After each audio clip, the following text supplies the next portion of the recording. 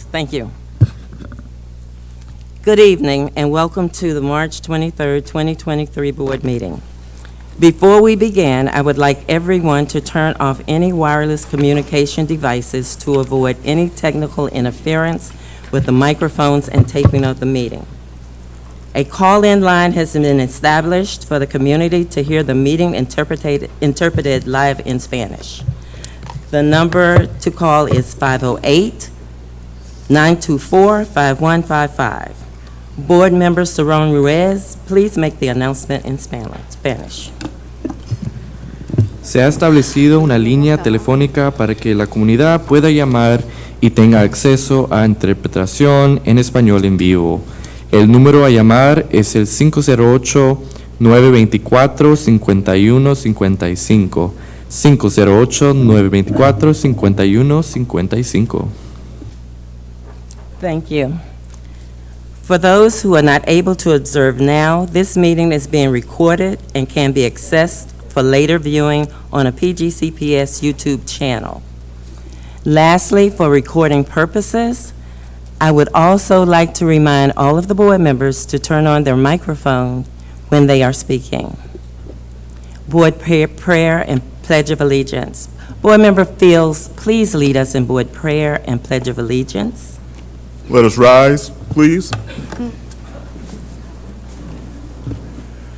O God, we pray to administer that which is just in all educational policies, being ever mindful of your guidance, steer us to action with love, wisdom, and understanding.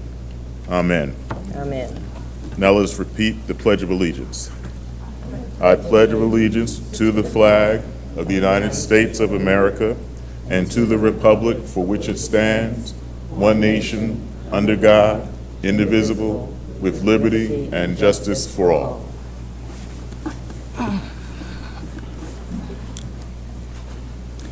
Ms. Lopez, please call the roll. Mrs. Adam Stafford, Here. Ms. Busser Strother, Here. Mr. Briggs, Present. Mr. Saron Ruiz, Here. Mr. Fields, Present. Dr. Harris, Here. Mr. Jackson, Here. Mrs. Lasalle Frazier, Present. Dr. Juanita Miller, Present. Here. Dr. Zipporah Miller, Mr. David Murray, Mr. Valentine, Here. Ms. Walker, Present. Mrs. Mickens Murray. Here. Thank you. We have quorum, Madam Chair. Thank you. May I have a motion to adopt the March 23, 2023 board meeting agenda? So moved. Is there a second? It has been moved and seconded to adopt the March 23, 2023 board meeting agenda. Any discussion? Board Board Member Chair, I Fields. just want my name corrected in the minutes. It's Walter L. Fields and not Walter E. Fields. In the minutes. Okay. Thank you. With staff, please correct his name for the record. Appreciate it. Any other discussion? Hearing none, all those in favor, please signify by saying aye. Aye. Any abstentions? Any nays? The ayes have it, and the agenda is adopted. Approval of meeting minutes. We have 4 individual meeting minutes to approve tonight. May I have the motion to approve the 4? September 15th, 2022 special board meeting, February 23rd, 2023 board meeting, March 2nd, 2023 special board meeting, March 9th, 2023 board work session. Madam Chair, Board member, board my light member, is on one. okay, board member Dr. Miller. Before, I'd like for us to go approve each of these minutes, but my question is, before approving them, we have to have a motion and then a discussion because there's some corrections that are needed, and that should be publicly noted. Okay, so you are saying that there are corrections for? Yes. Is it more than one set of minutes? or just It's one more set? than one set. It's the February 23rd and the September 15th. Okay, we will do them one at a time. Board members, may I have a motion to accept September 15, 2022 special board meeting minutes? So moved. It has been moved and seconded to accept the September 15, 2022 board member minutes. Now we're open for discussion. First round. It's my button. Raise your hand if you don't I have have to your find the light. button. I'm not used to, where's your button? Okay, we will acknowledge you, Dr. Okay. Miller. Keep time moving. Okay. First I'm round. good. Did you call on me? Yes, Dr. Miller. Okay, for the record on the February 23rd, for February 23rd minutes, the chair read a memorandum from Mr. Nussbaum, an email which none of us had had prior to that meeting, or an opportunity to see it. It should be known that that email was addressed to the general counsel and not to the board member in question, or in question of that issue. So I'd like for the minutes to reflect that the board chair read that letter or email and read it incorrectly, which could have led to bias of this, the legal payments for Dr. Miller. So there was no discussion.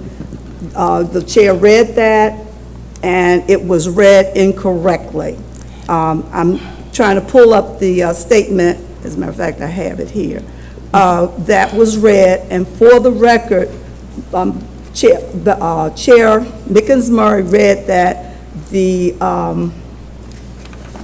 request for payment was for legal fees, or not, that Mr. Nussbaum had indicated that it was not of educational value, and that is not true. I like to have it read into the record what Mr. Nussbaum's email did state, and that email was directed to Tammy Turner, not to Dr. Miller or any other board member. And the fact that the chair read that at the end of the discussion, and there was not time given for discussion on it. It should be reflected in the minutes that it was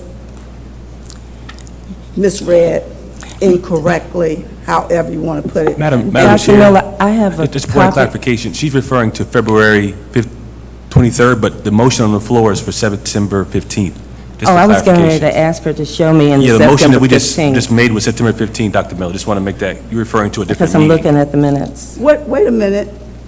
We're On doing, mine says approval of meeting minutes, February 23rd board meeting. That's what the motion was, to accept those minutes. Am I correct?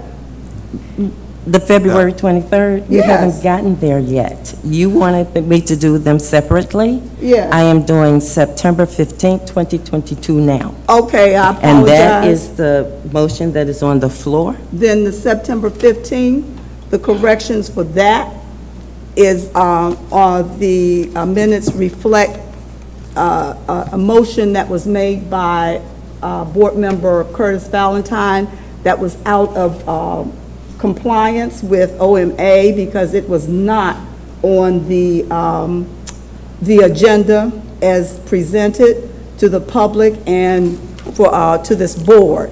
My recommendation is to, because we did vote on the naming of the schools, and we did vote on the OIG. Well, that was where the confusion came in, because the motion was to accept the OIG's report. And Mr. Valentine threw in a motion to rescind a vote from, that was taken back in, I think, April of that last year.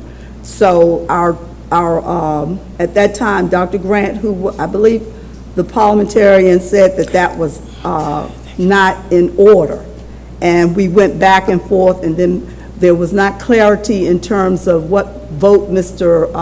Board Member Valentine was referencing in terms of rescinding something. And I don't know, you have to talk to the parliamentarian, Madam Chair, to ask the correctness of anybody bringing up changing a vote that the board had already voted on, an action that the board had already taken and processed, and then in this meeting, bring it to the table. It was out of order. So my position to this board is that if we vote on this, we will vote to amend those minutes to exclude the motion that Mr. Valentine made, which it would have been in violation of OMA. Thank you, Dr. Miller. My understanding is that minutes reflect what happens in the meeting, whether that was right or not. What these minutes reflect is what happened that night on September the 15th. We had another board meeting on March the 9th, which dealt with all of those issues that you have just raised. It didn't deal with the rescinding. No, it did not. Are there any more comments from any other board members? It has been moved and seconded. Seeing none, it has been moved and seconded. Oh, okay, there it is. We can use lights now. Board Member Boozer Struthers. Yeah, I guess I would just like to suggest if these minutes could go, that we could table them for further input so they could come back complete. For September 15th. Can you help me to understand what completion is? Because the minutes reflect what happened that night. We corrected, the lawyers had us to go back and call another special meeting to redo the actions, which we did on March 9th. So I don't see what a correction, help me if I'm wrong, legal team, I don't see a correction to the minutes. Mr. Swit, maybe it's yours, the parliamentarian. Yes. Madam Chair, the board decides what goes in the minutes. Okay, then thank you. Now, did you make a motion to table? I was just discussing if that might be necessary, if there's concern, but there is a video that's recorded everything, so I'm And done. that's correct, thank you. Dr. Miller, second round.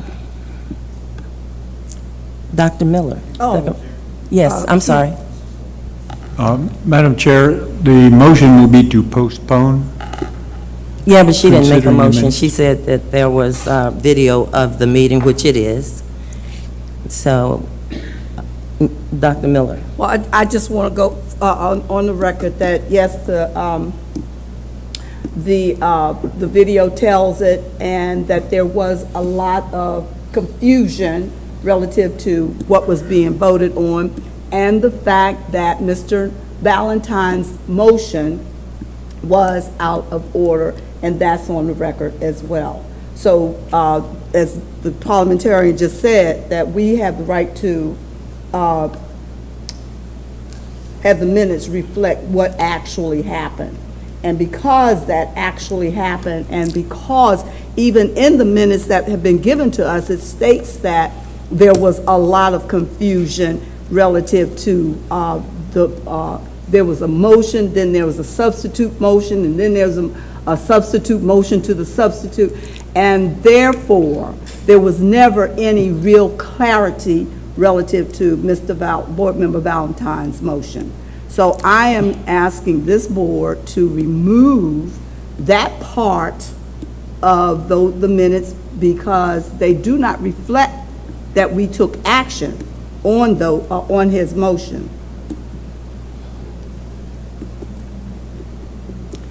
Are your comments finished? Thank you, Dr. Miller. Any more comments from the board?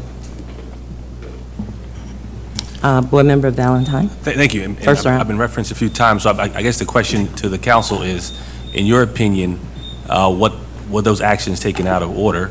And if so, what the follow-up would be? I just want clarification because this has been put out there, and I want to make sure we're in alignment. Thank you, Board Member Valentine, for their question. Our opinion had been, and we've rendered this opinion several times, that those actions were out of order. As Mr. Swift has indicated, it is the board's discretion as to what it wants to put into the minutes or not. Those items were subsequently corrected with the special meeting that just occurred very recently.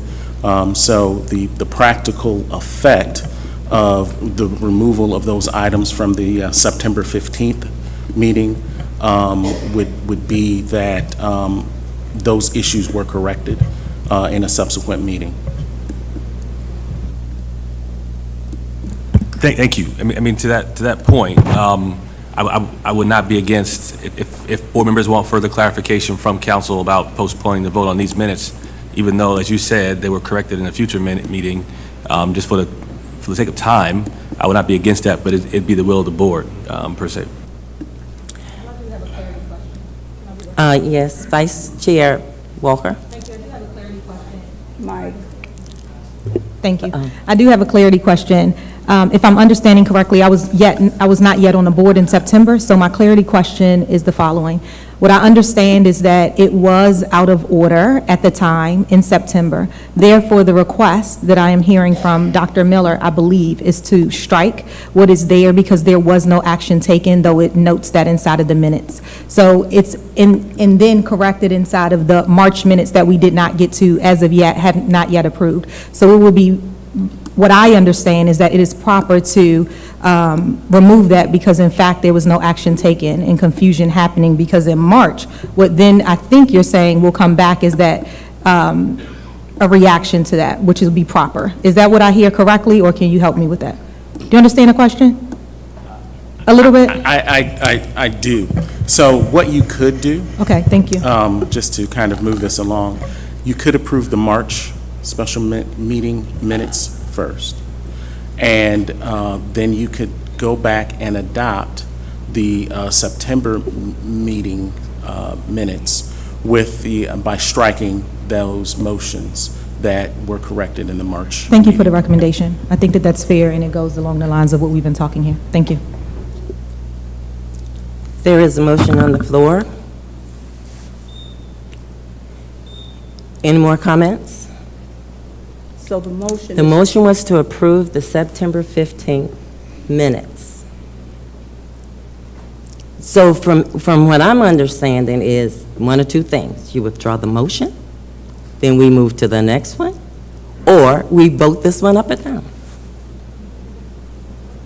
So let's vote. It was seconded. Were you going to say something? Any more comments from any board members? The motion on the floor is to approve the September 15th, 2022 minutes. Hearing no more discussion, all in favor of approving the minutes, My light is on. Dr. Miller, you've had 2 rounds. We will have to take a motion to go to a 3rd round. Board members, do you want to entertain a motion to go to a 3rd round?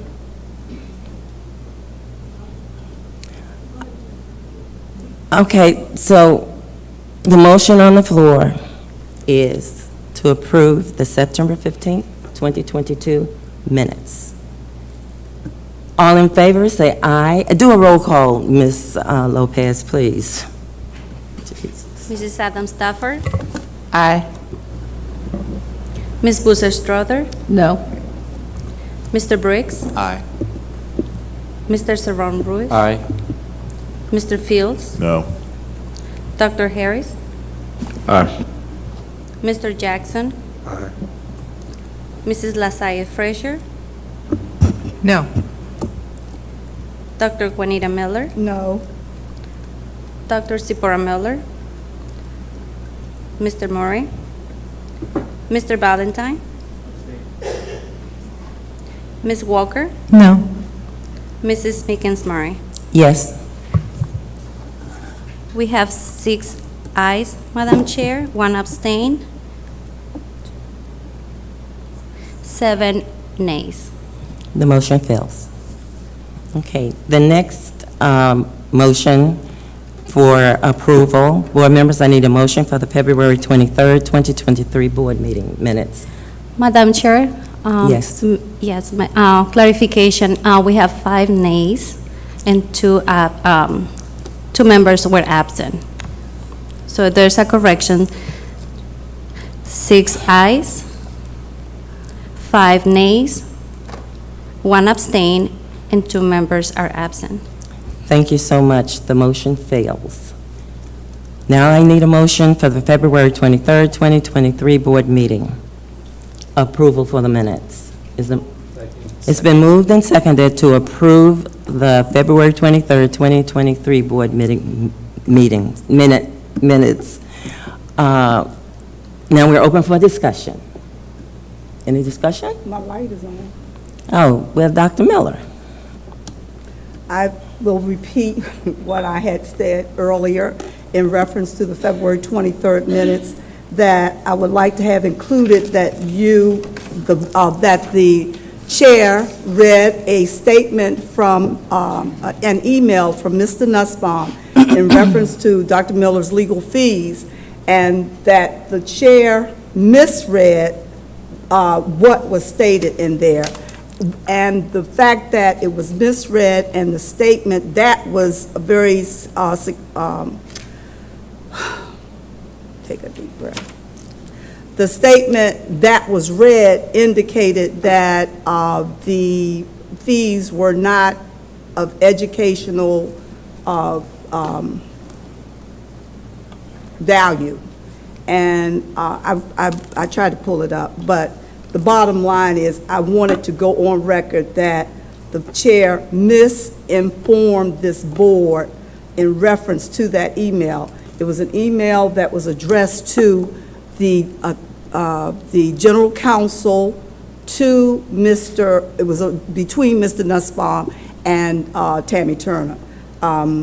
It indicated that, as I stated before, that there was the legal fees would be based on the performance of it had the educational value. So I'd like to have that correction put into the minutes. That the chair did read that email. That was omitted. Dr. Miller, I'm looking at the minutes. Can you tell me what page that is on where I read the, What minutes? What page? I'm asking you to tell me what page in these minutes. Oh, the page that it I'm making reflects. reference to is That you referenced. in the Thank you. 157-page document that you sent us. It's on page 116. That's where the Nussbaum letter is. So and, you were speaking to an attachment. You're speaking to the attachment, Yes, not the ma'am. minutes The one that itself. none of us had an opportunity to review before taking a vote on whether to pay the legal fees. And you read a statement from Mr. Nussbaum, and it was read incorrectly, which could have biased, and I Since you have want the this on document- record, that it could have been biased, the board's position on that whole issue. What were you going to ask me? I was going to ask you, since you're raising the issue about that particular email, do you have that particular email tonight? Because if I had known that that was an issue, I would have brought it. I did not bring it. Well, I'm pulling it up. Did you bring it up? Okay, It's and when right you bring here. it up, I will just have you, if you don't mind reading it. I surely will. I thank you. Okay, next, can't read it now. Ms. Boozer, Board Member Boozer Struthers, sorry. Yeah, I guess I'd like to ask the parliamentarian a point of order around correction that we're hearing, that the minutes can be used to correct a point of fact that is recorded in the video, and that we could postpone these for that correction to be made? What is the precedence for this?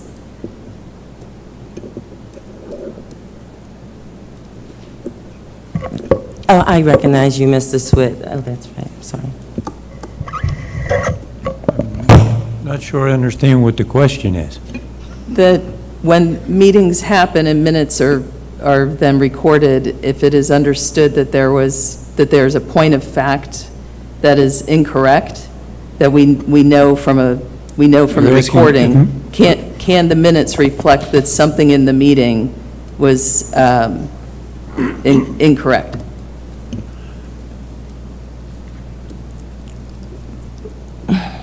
Minutes can be corrected at any time in the future if there's an error found. And the board, in this case, the body, decides by majority vote what that is. Okay. In this case, that point was not recorded in the minutes, but of course it's in a video. And so it's, as Dr. Miller is making the case that a point of fact is being disputed, should we postpone these minutes for that to be taken care of outside of this meeting and new minutes come back? The members, the board, can postpone this particular motion to approve the minutes to the next meeting if they wish. Legal advice? Madam Chair, it's my understanding that there's nothing in the minutes dealing with this particular point. No. So there's no reason to postpone, there's nothing to correct. The minutes reflect what happened at the hearing.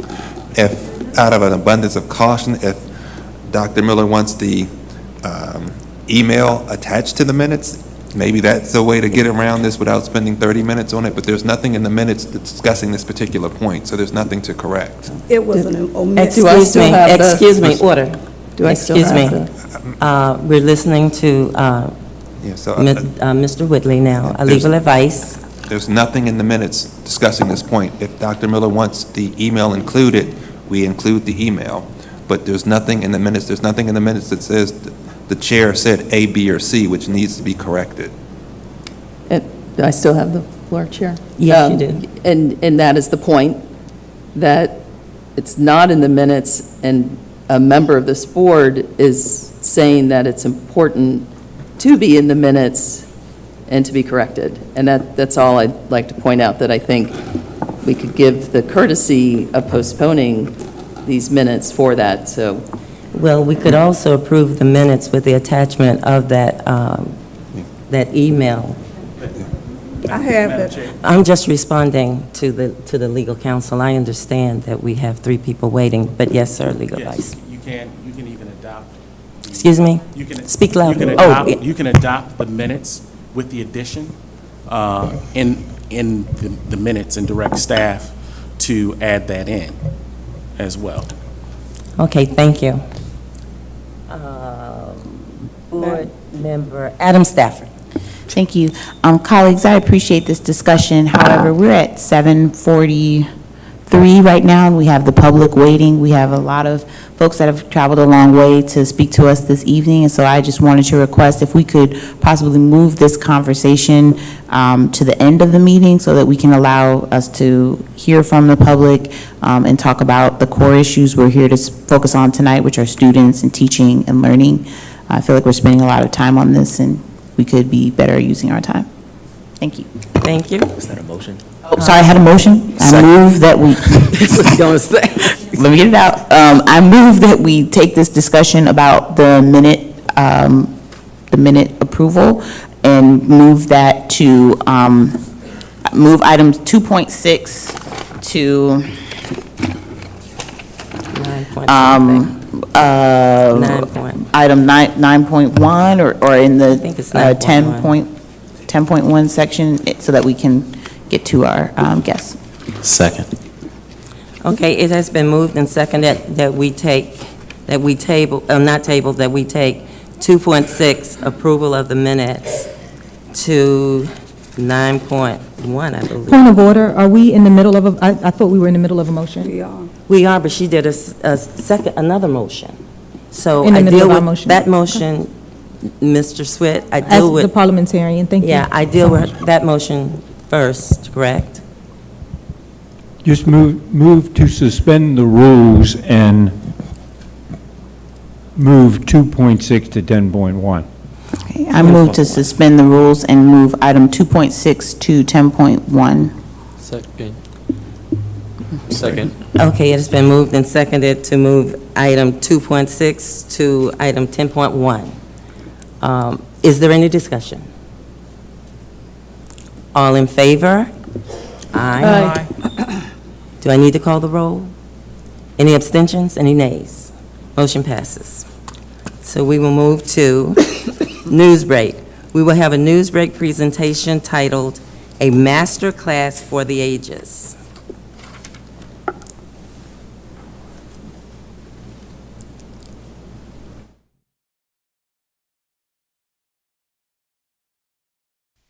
If the dance students in Suitland High School's Visual and Performing Arts program needed a role model, they couldn't have done any better than Courtney Celeste Spears, a performer with the renowned Alvin Ailey American Dance Theater Company. For the very poised and talented young men and women, all having auditioned in the 8th or 9th grade for a spot in Suitland's VPA program, participating in a master class led by Miss Spears was a dream come true. In 2 counts, 1, 2, plie 2, stretch 2, roll up 2, roll down 2, plie 2, stretch 2, roll up 2. Same thing in parallel, and then just follow along with me for the rest. From precise stretching to plenty of plies, Courtney put her students through the paces and imparted lessons that would last a lifetime. Arms up, and gorgeous! After showing their star teacher that they'd mastered her moves, the girls cut loose on their own with exuberant moves that would have impressed Alvin Ailey himself.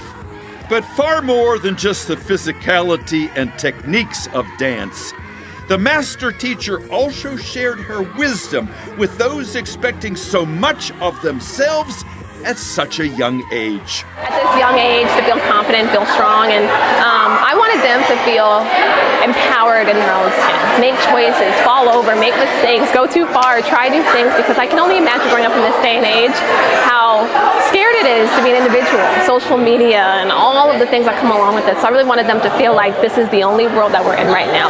For the students, many of whom aspire to follow in Courtney's footsteps, dance is an integral part of their lives, one they hope will become part of yours as well. This class was really fantastic. I think a lot of us have been in a very heavy place recently because dance is hard. And she said that dance is 90% mental, and it absolutely is. So I think the encouragement that we got was really beautiful. And dance is interesting because her ability to read a person just from watching them do a step, and not even full out, like watching their eyes. She would pick somebody out and be like, you're bigger than that, you're more than that. And the entire department knows they are. So I think it's just a magical thing, and it was an amazing class to have today. Congratulations to Suitland's VPA dancers for all the awards they've won and for all the people whose lives they've enriched with their grace. Everybody should dance. Everybody doesn't have to dance professionally. Everybody doesn't have to go to the Kennedy Center and join Alvin Ailey, but movement is very special, so everyone should do it. This is Dave Zarin reporting.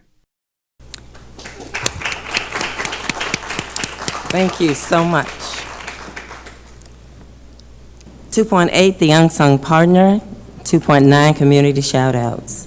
The Unsung Partner Award and Community Shoutouts are opportunities that are available to all board members to recognize and highlight individuals and groups from their districts and their communities for outstanding work that can sometimes go unseen. The Board of Education will establish criteria for these recognitions and share them with the public soon. For tonight's acknowledgement, we have student Medina Jones. and I don't have the name of the board member who... Lolita Walker. I'm so Okay. excited. Can you, just one second, Marcus, thank you so much. I met Miss Medina Jones. Let's recognize her first. Medina, can you stand up, please? Thank you so much. I met Medina Jones, a senior at Oxon Hill High School, a few weeks ago, as she actively participated in my first community forum and parent summit at Accokeek Academy in partnership with Accokeek Academy PTSA. You guys, I was floored in excitement with the value that she brought to the table as a senior. And it was in that moment that first I didn't even know she was from Oxon Hill High School. I actually thought she was from District 9. I might start crying. And afterward, I went up to her and I asked her a couple more questions. And I said to her and her parents in that moment, I would love to present to you an Unsung Partner Award from the Board of Education.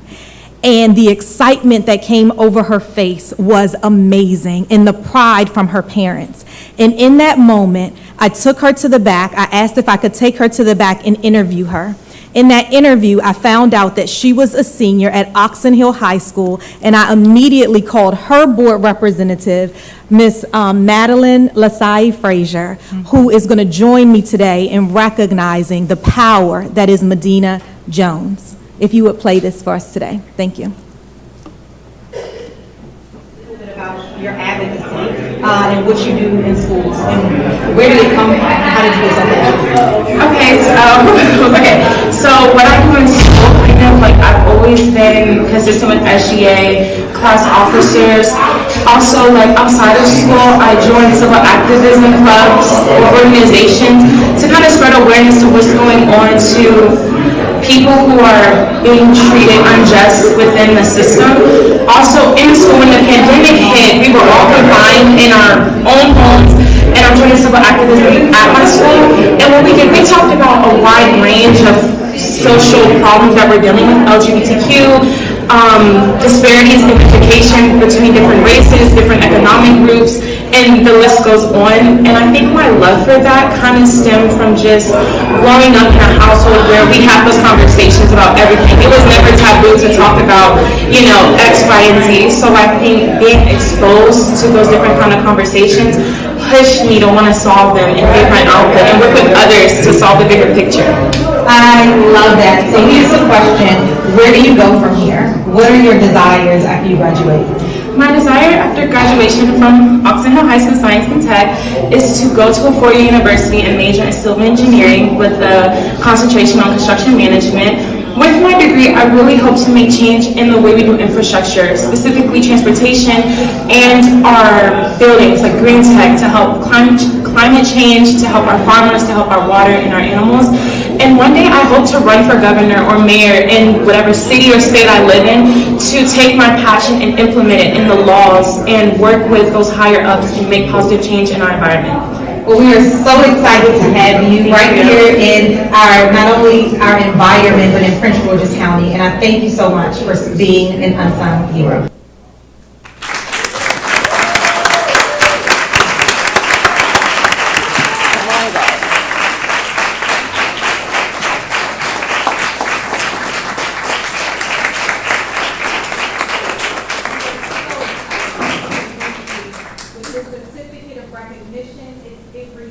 Certificate of Recognition presented to Medina Jones, Unsung Partner, in acknowledgement of your outstanding dedication, support, and valuable contribution of leadership service to the students of Prince George's County Public Schools and community. This is presented to you on this 23rd day of March 2023. Congratulations.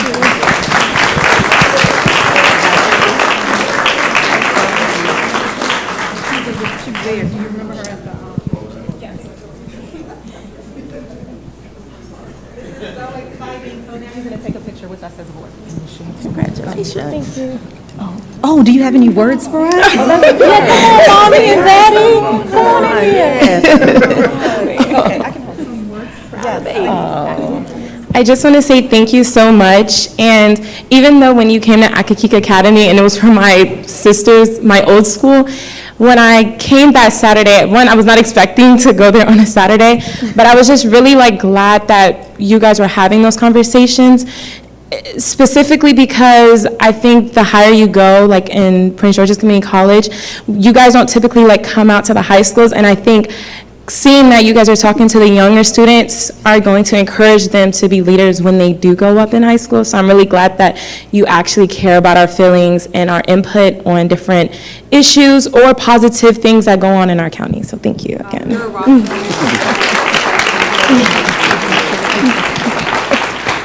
I just want to say I am so proud that you are District 8 because District 8 is great. Thank you. Well, congratulations. Thank you so much. Congratulations, and to the parents.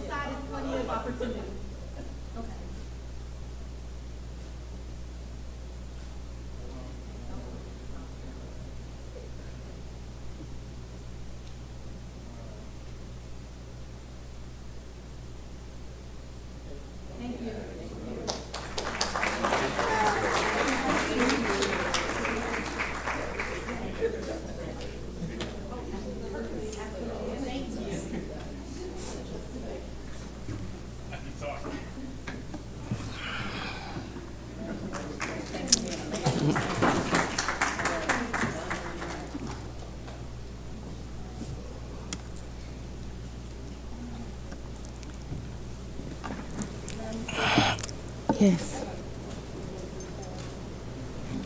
I'm getting ready to acknowledge, at this time, I will acknowledge Board Member Boozer Struthers for her community shout-out. All right. Thank you so much, Chair Mickens Murray and Vice Chair Walker, who is managing our community shout-outs. I'm proud to once again shout out District 3 during Women's History Month to Rosa L. Parks Elementary School in Hyattsville, led by Principal Rhonda Summy Hester. During Black History Month in February, the school hosted the WMATA-sponsored replica of the Montgomery, Alabama bus that tells the story of Rosa Parks' bravery on December 1st, 1955. The PGCPS Newsbreak team captures this story in the video that we are about to show. It is also fitting tonight that we feature a school named after an inspiring leader, as the board will vote later this evening on the updated policy on the naming of schools. This will establish a naming commission that will reflect the demographics of the PGCPS student body in time for the many new school naming and renaming opportunities in the coming years. So I now hand it over to Dave Zarin on the video screen to share the Rosa L. Parks Elementary School shout out.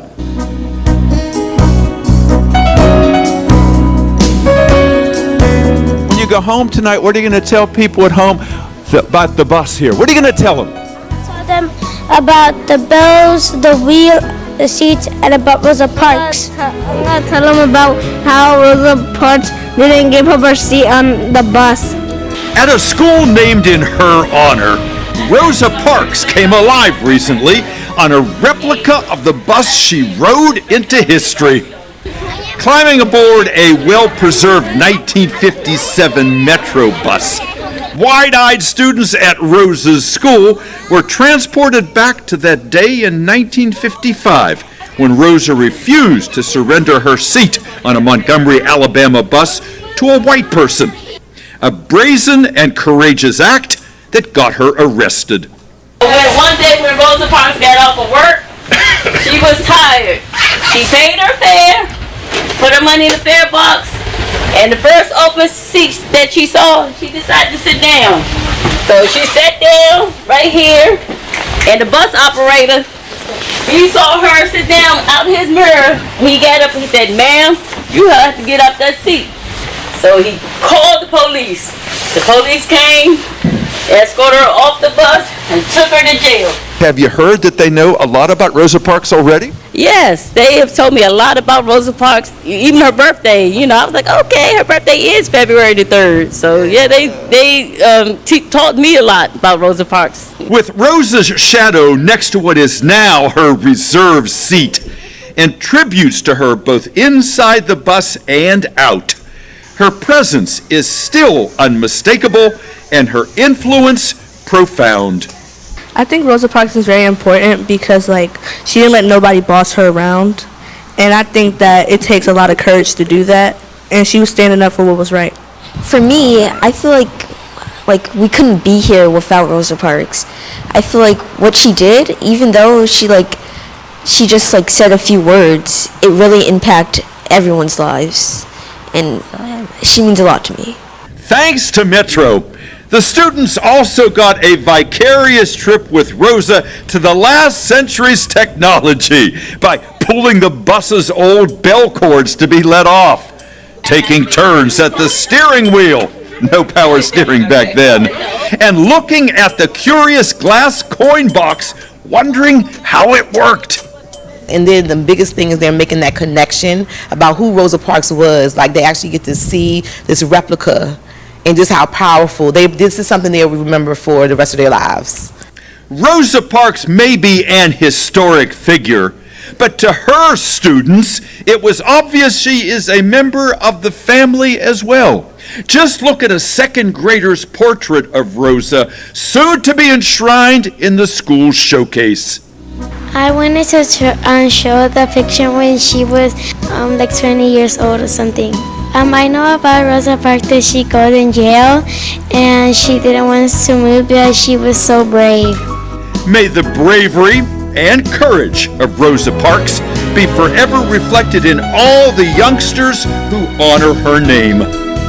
This is Dave Zarin reporting. Wonderful, wonderful. Thank you so much, Vice Chair Lolita Walker and Board Member Boozer Struthers. Now I will move to the report of the chair. Madam Chair.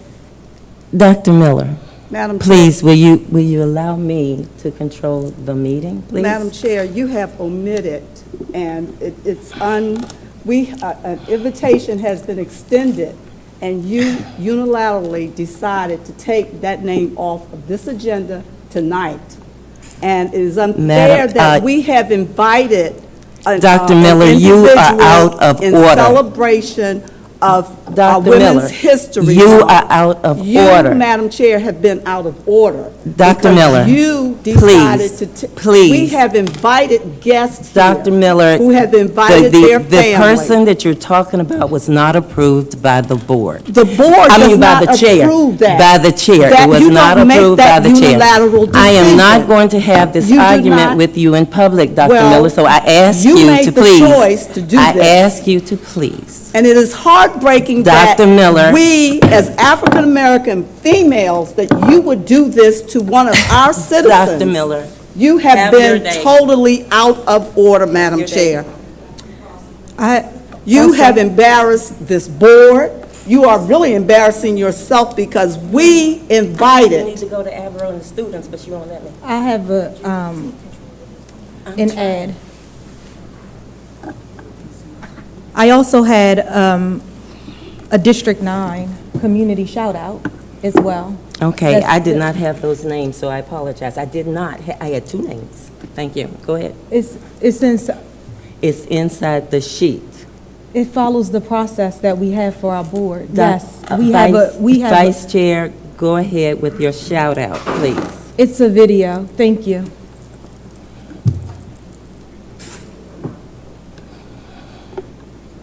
This is Women's History Month. And in Women's History Month for District 9, we are shouting out As Chair Mickens-Murray mentioned, this is available for all of our amazing board members to shout out their districts and phenomenal community members. And we had several people on our shout-outs tonight, as well as our unsung partners. You represent District 9 female or women population, 72% of the principals who are in District 9, and we are excited because you rock. The theme for Women's History Month 2023 is celebrating women who tell our stories, and we are telling our stories very much like women around this board and inside of our audience. We can go ahead and go through, but these are pictures and excitement of every single woman principal inside of District 9, and I am excited to be able to shout them out today for the amazing work that they have done. And what you can see, shout out to me, is that I visited all of them, and I'm so excited to call and shout out each and every one of them. Thank you so much for all that you do. I even have Dr. Goldson right there because you too are a woman of power who consistently tells your story. If we could go to the next slide, please. I have alerted each and every one, very much like everyone who is on the agenda tonight, I have alerted each and every one of our principals that they would be honored tonight, and I'm excited that they can see themselves here. You can continue to go. I'm ad-libbing right here, and then they can see their names there. You can see some women students at Surrattsville, and so I just want to remind you that if you too would like to see the amazingness that's happening in District 9 and beyond, sign up for my newsletter. Let's continue to go. Thank you. And then stay connected because why? District 9 rocks. Thank you so much. This is the community shout out for District 9. Thank you, Vice Chair Walker. Now I will move to the report of the chair. May I just apologize? I'm continue. sorry. I just want to apologize to our unsung partner who is not being recognized. I personally had reached out to you and told you that you would be recognized today based on the process that I did follow for our board. So I sincerely apologize to you and every single person who came to support you tonight as an unsung partner. I am sincerely sorry on behalf of myself because I see you and I recognize you, and I sincerely apologize. Madam Chair, is it possible to make I'm sorry, is it possible to make an emergency motion to allow this unsung partner to come to the front? You can make the motion and the board will vote on it. I make a motion to amend tonight's agenda to include the unsung hero that was submitted through the process by Vice Chair Walker. One piece of the process, though, was it was not submitted to the chair for approval. That's fine. That's fine. That's fine. I just wanted that for the record. Understood. That is not true. Is there a second? Yes, it is a second. Thank you so much. Okay, it has been moved and properly seconded to recognize the unsung hero. Would you like to call the name? Is there a vote? I didn't hear the vote. Just to make sure. It has been moved and properly seconded to to move forward with the unsung hero tonight. Madam Chair, there's discussion and then a vote. Excuse me. That's where I was going. Any discussion? Call for the vote. Would you call the roll, please? Mrs. Adams? No. Ms. Booster Strother? Yes. Mr. Briggs? Yes. Mr. Saron Ruiz? Yes. Mr. Fields? Dr. Harris? Abstain. Mr. Jackson? Yes.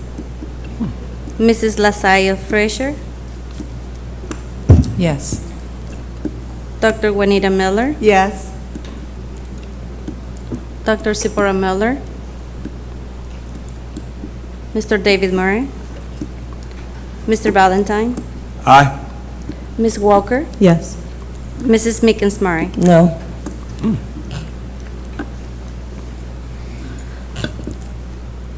We have 9 ayes, Madam Chair, 2 nays, 1 abstain.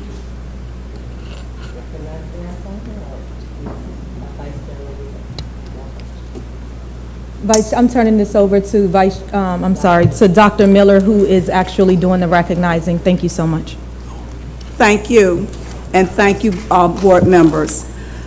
There's a quote by the late Representative John Lewis: "Do not get lost in a sea of despair. Be hopeful, be optimistic. Our struggle is not the struggle of a day, a week, a month, or a year. It is the struggle of a lifetime. Never, ever be afraid to make some noise and get in good trouble. Necessary trouble. This is one of the many clarion calls that has inspired Tanya Wingfield, mother, grandmother, community advocate, and proud 1979 graduate of Suitland High School, whose class song is "Ain't No Stopping Us Now." And Tanya Wingfield has truly lived up to her class songs as an education advocate for almost 30 years. Ms. Wingfield is a former PTA president, county council PTA member, and lifetime PTA recipient. As a former PTA legislative chair, she held the first Meet Candidates at her local elementary school and theater night, which gave sixth grade parents the opportunity to visit their child's middle school and learn about programs and meet the staff prior to the beginning of the school year. Ms. Wingfield assisted parents by acting as a non-legal advocate in IEP and 504 meetings, helping them advocate for needed accommodations their child required to access the school curriculum. She was an engaged parent, working closely with members of the Board of Education, where she sat on a number of committees to include school improvement, accountability, and testing, master plan, special education, and school boundaries, while her children attended Prince George's County Public Schools and continues to stay engaged as a concerned citizen.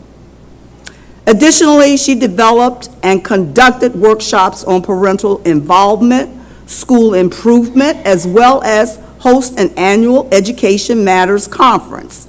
She has had many opinions published in our former local newspaper, challenging all stakeholders to do their part for the education of our children. Ms. Wingfield firmly believes that in order to effectively advocate for quality education, you cannot be afraid to stand for truth and stand bold with parents. Tonight, I present to you Ms. Tanya Wingfield, advocate, parent, leader. Is she here? She's still here. Did she leave?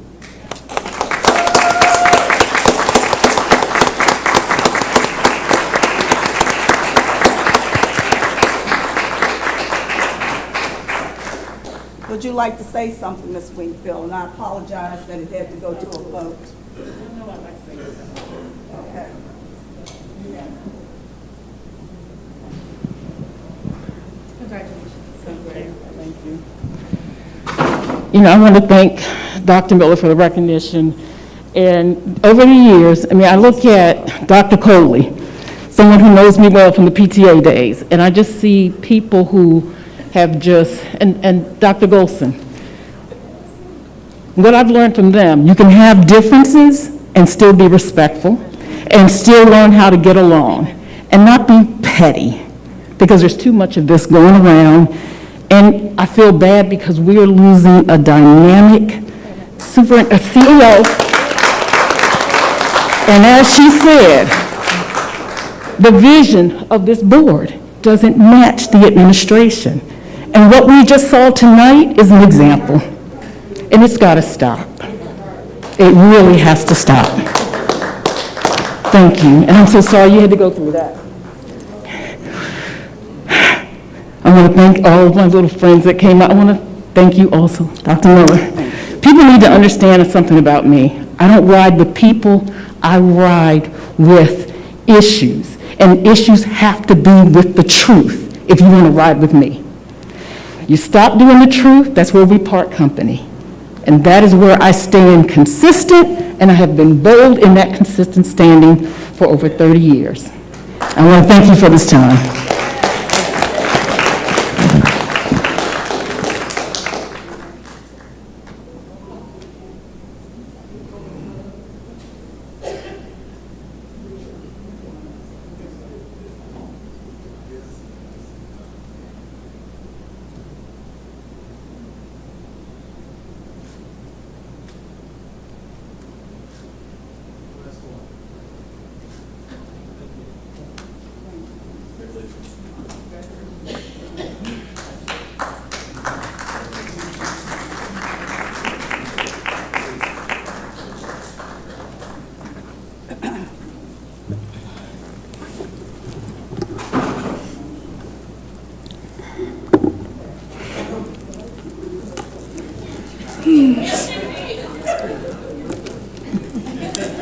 As we continue to celebrate Women's History Month and congratulate Women's History Month for their accomplishments and contributions that are celebrated in the month of March, I would like to take this opportunity on behalf of the Board of Education to acknowledge our young women and current PGCPS students who make a difference in their schools and community, especially the young women that are representing the Prince George's Regional Association of Student Government, PGRAS. I will now turn the session over to Mr. Saron Ruiz. Would you please introduce this item? Thank you, Madam Chair. The following individuals are integral parts of my advisory council and integral parts of my work as a student member of the board. It brings me great joy that we may be able to recognize and shout out the hard work they have put in to support my policy work, advocacy work in hosting events such as our Black History Showcase, our Mental Health Forum, and other work aimed to support the students of PGCPS.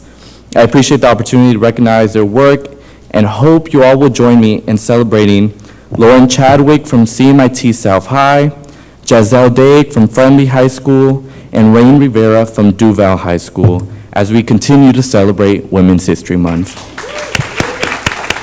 At present, come forward.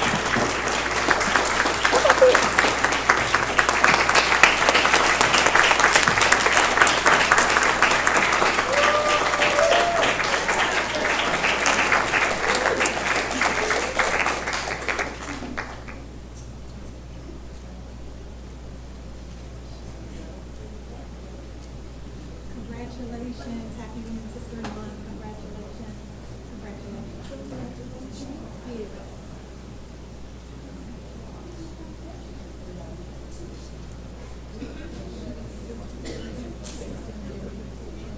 Would any of you like to say a few words while we're waiting for our photographer? Hello, everyone.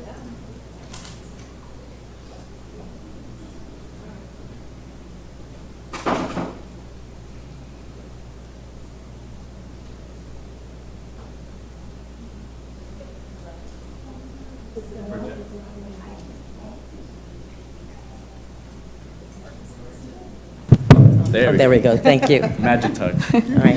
Hello, everyone. My name is Rain Rivera. I'm a junior at Duval High School, and I'm extremely excited to be here, especially in this, moment, because the Small Business Advisory Council is very important just in our county overall, and the things we do to help our amazing student member of the board really plays a big role in how we impact our students, and it's just lovely to be here and to see everyone that's playing a role in continuing to blossom our environment that we are growing up in. So, thank you.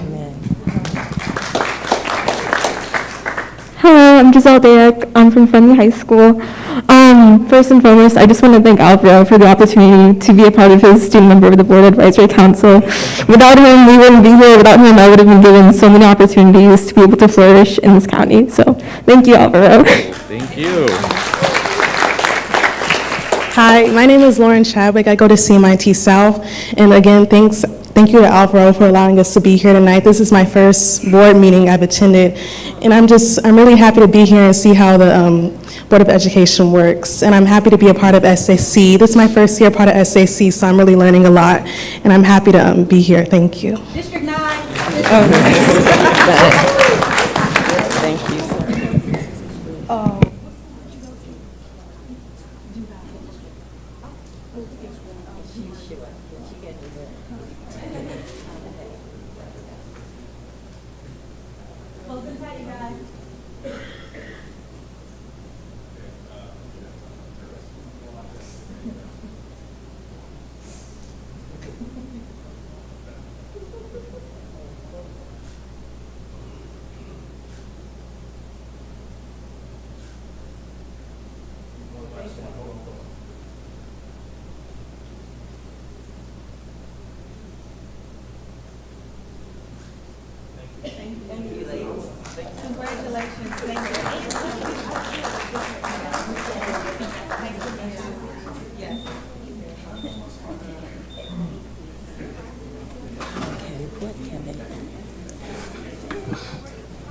Night 20. I think,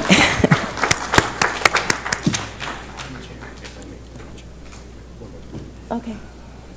So there are other members of the advisory council. Unfortunately, they couldn't come today. So I definitely wanted to shout them out as well and shout out someone that I cannot miss.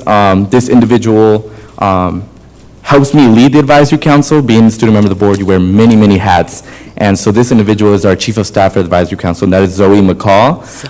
She attends Academy of Health Sciences, so I definitely want to shout her out. She couldn't come today, but I want to thank her. Thank you so much, student board members Saran Ruiz. Now we will have a moment of silence. Colleagues, at this time, I ask that you will all join me in honoring the memory of the following PGCPS staff, family, and community members with a moment of silence. Kaylee Haygood, student, Dr. Henry A. Wise Junior High School. Linda Thornton, transportation attendant, Fairmont Heights bus lot. Bryce DeGemet Bissey, physical education teacher, Templeton Elementary School. Dwight Duffin, cleaner, building services, Friendly High School. Giovanni John Miola, father-in-law of Michael Dickerson, chief of staff.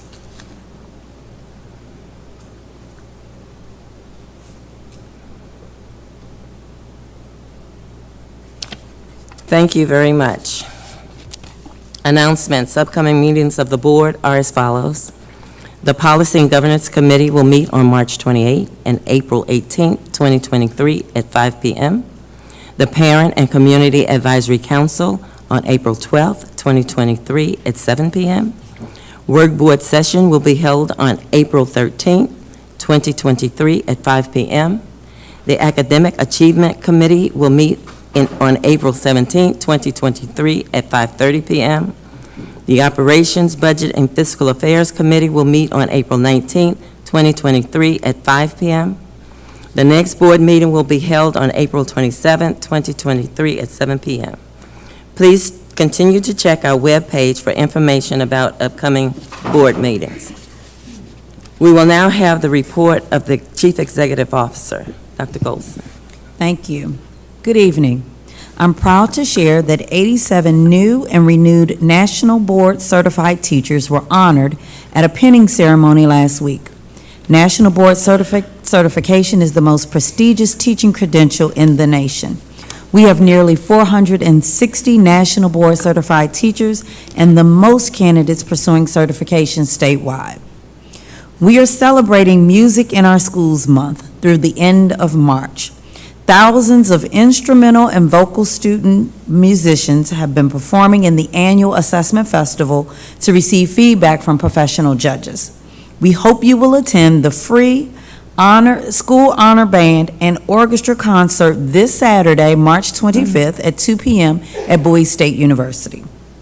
Do you know a dynamic educator who goes above and beyond?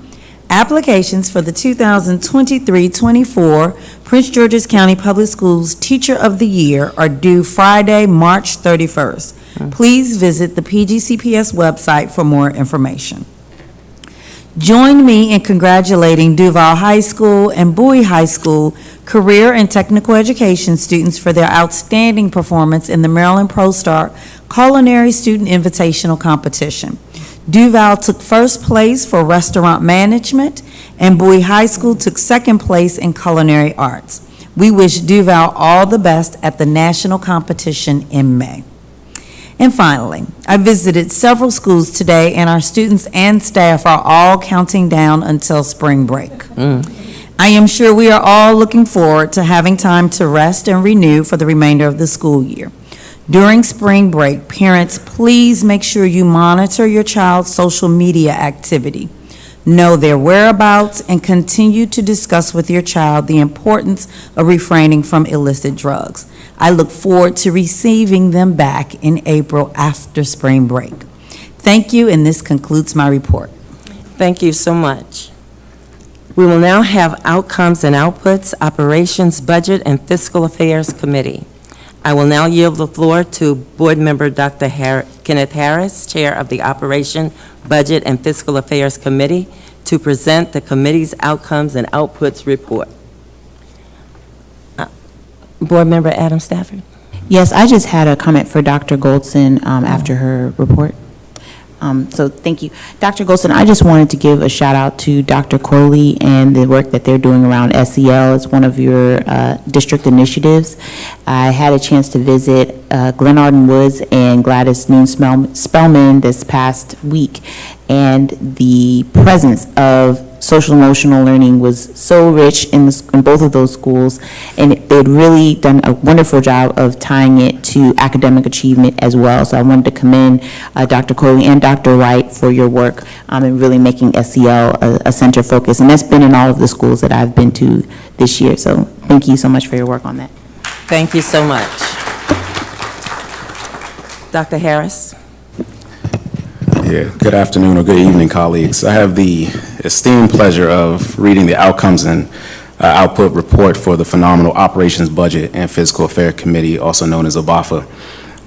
For the sake of time, I'll be reading an abridged version of the Outcomes and Outputs, but the full thing is posted on Board Docs for your reading pleasure.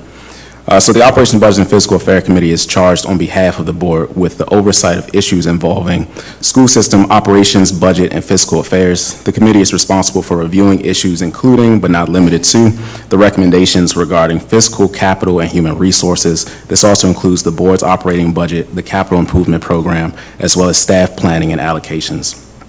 The OBAFA committee is made up of myself, Dr. Kenneth Harris as chair, my fabulous vice chair, Ms. Isaiah Frazier, Dr. Juanita Miller, Mr. David Murray, and Ms. Lolita Walker, our District 9 representative and board vice chair, as well as administration. Special shout out to Dr. Mark Fawcett, our COO, our former CTO, Mr. Michael Herbstman, Ms. Lisa Howe, our current acting CFO, and Dr. Coleman, our associate superintendent of supporting services.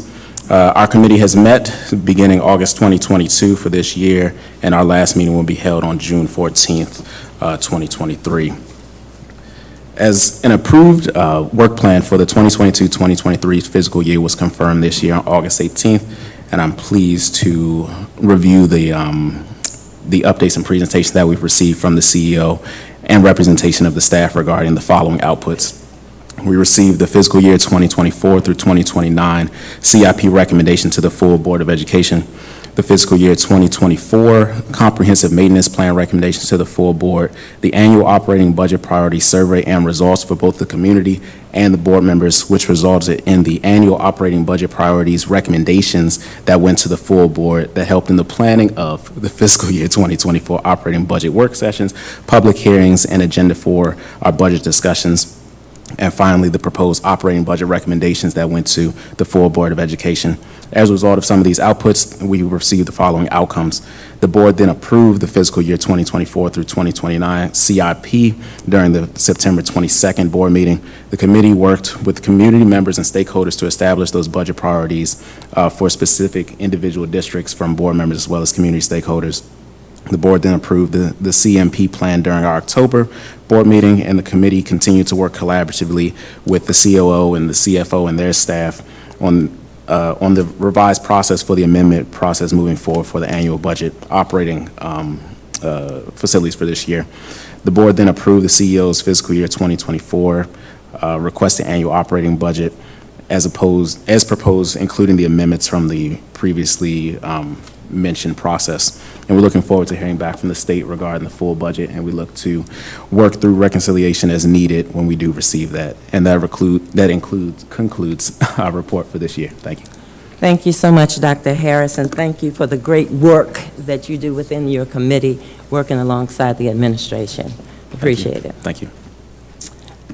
Next, we will have our student board member, who is chair of our Policy and Governance Committee, Sharon Ruiz, to present under item 213 legislative agenda, consisting of 26 bills, of which 19 bills are recommended for support, 6 bills to oppose, and 1 bill to take no action for the board this evening.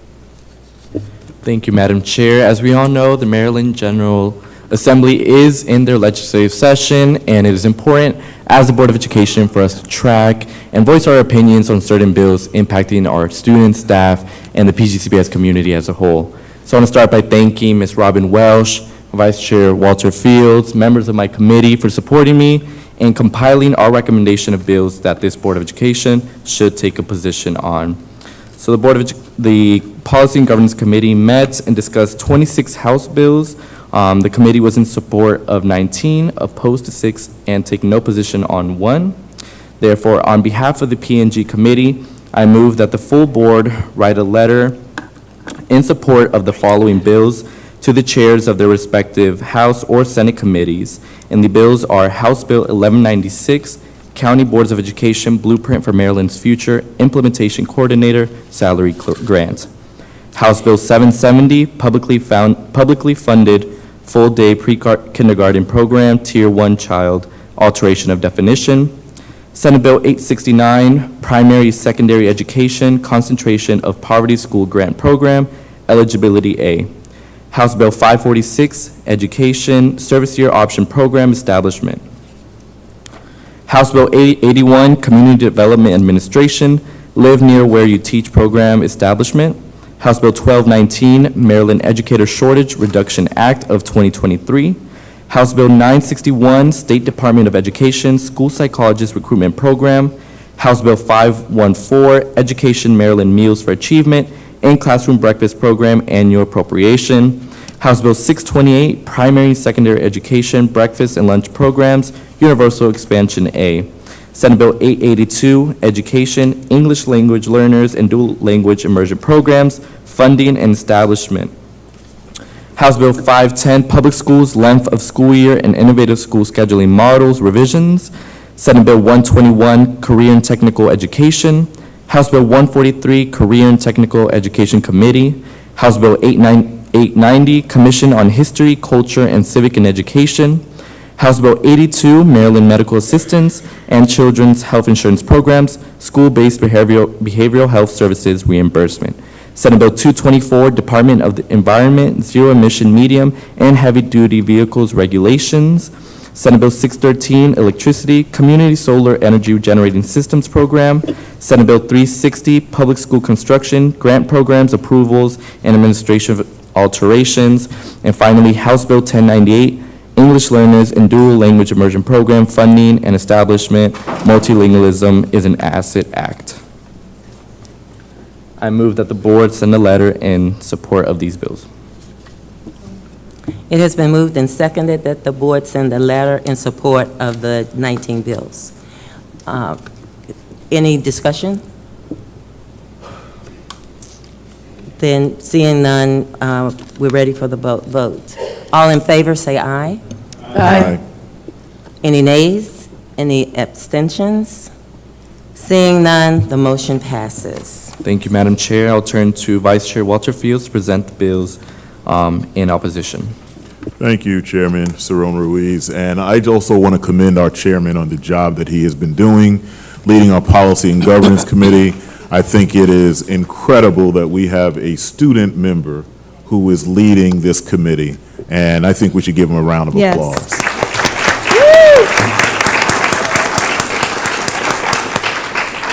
I also want to note that the detail of all of these bills can be found on Board Docs, so that you can download them and read them. But on behalf of the Policy and Governance Committee, I move that the full board write a letter to the chairs of the respective state legislative committees to make the following recommendations on the bills as I read them. Senate Bill 879, the Job Help All Act, to oppose. House Bill 1203, County Boards of Education and Public Schools Committees and Task Forces Open Meetings Act, to oppose. Senate Bill 367, House Bill 394, Collective Bargaining, to oppose. House Bill 85, Senate Bill 206, Collective Bargaining, to oppose. House Bill 119, County Boards of Education, Curriculum Guides and Courses of Study Requirements, to oppose. Senate Bill 11, Motor Vehicles, Establishment of School Zones, to oppose. And finally, to take no position on House Bill 294 and Senate Bill 926. Is there a second? Yes, so moved. Is there a second? Second. You made the motion. I made the motion. Right, so, and you, We don't need a second. oh, we don't, okay, then open for discussion. Boozer Struthers, board member. Yeah, thank you so much, Chair Mickens Murray. I would like to offer an amendment to add to oppose HB 437, Office of Integrity and Ethics. As the board has already drafted a letter to the Prince George's County delegation in opposition, and this would just further solidify that position. I concur. And I would also just want to note that House Bill 437, there was a companion bill that was also part of the letter that we sent to the state legislature. It was HB 1097, I believe. Okay, so that is part of the motion that we oppose. You're adding Yes. to your motion, okay. Dr. Miller? Board Member Fields, where is that bill right now? Because it's crossover time. And has it come out of the committee to the full House yet? Chairman Ruiz. It has passed the House, so it's crossed over to Senate, and it has been given a hearing date to EEE committee. Do you have the date yet? I believe it's March 29th. Okay, thank you. Board member Adam Stafford?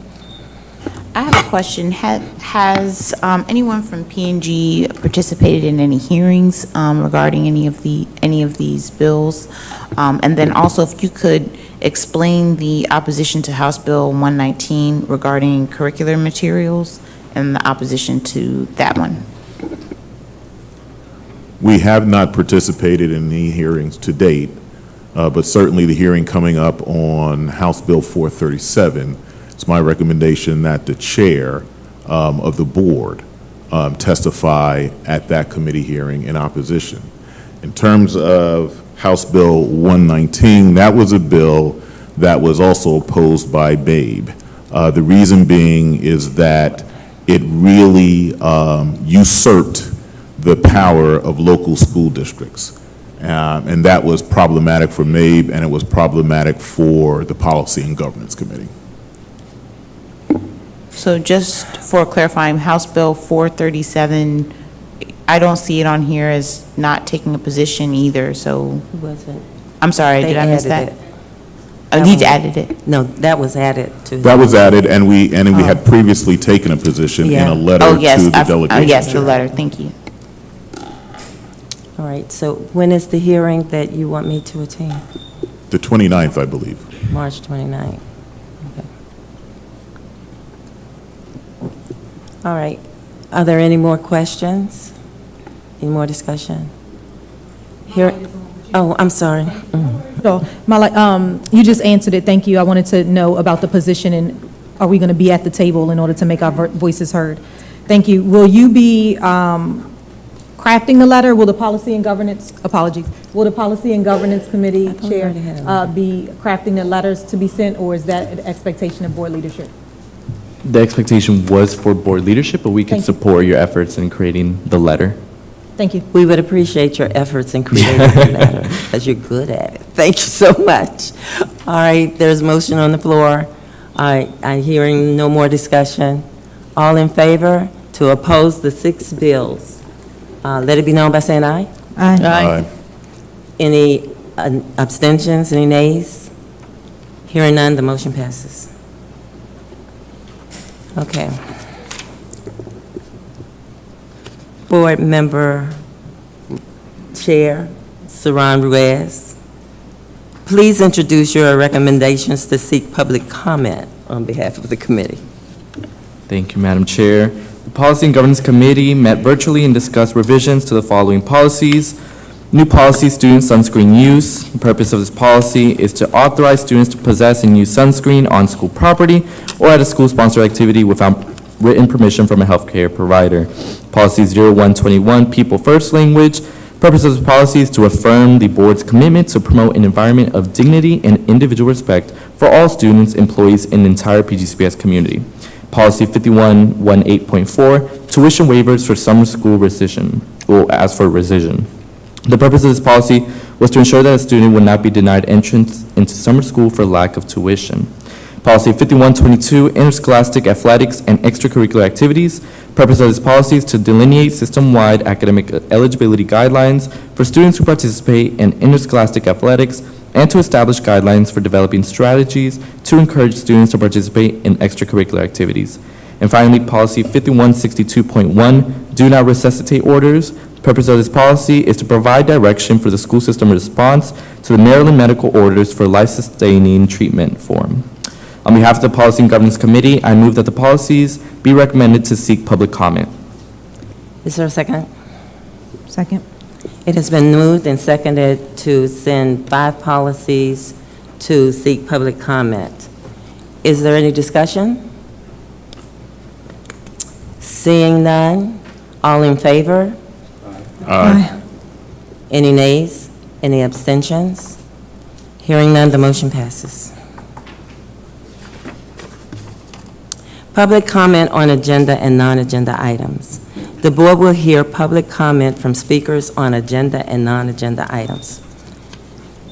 To the registered speakers, you have been registered to speak in a public comment forum where the Board of Education will listen to your comments. The board will not address your comments. All registered speakers will have 3 minutes to make their presentations. Registered speakers may not relinquish any part of their speaking time to another registered or unregistered individual. Speakers may not address individuals or issues with profanity or derogatory items. You will be warned once. If you continue, your comments will be muted and you may be removed from the meeting. Speakers are encouraged to use titles rather than names. For example, principal, CEO, chair, board member, etc. Your adherence to these guidelines will enable the public participation process to move smoothly. There are 11 public live comments. Our first speaker is Timothy Meyer, Individual Safe School Zones.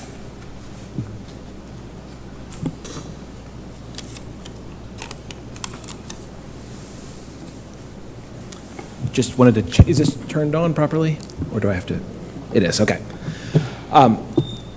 I've already submitted my testimony in Annapolis on this issue, and you just voted on it, so it might be moot now. But I wanted to thank you for voting to save school zones and opposing Senate Bill 11.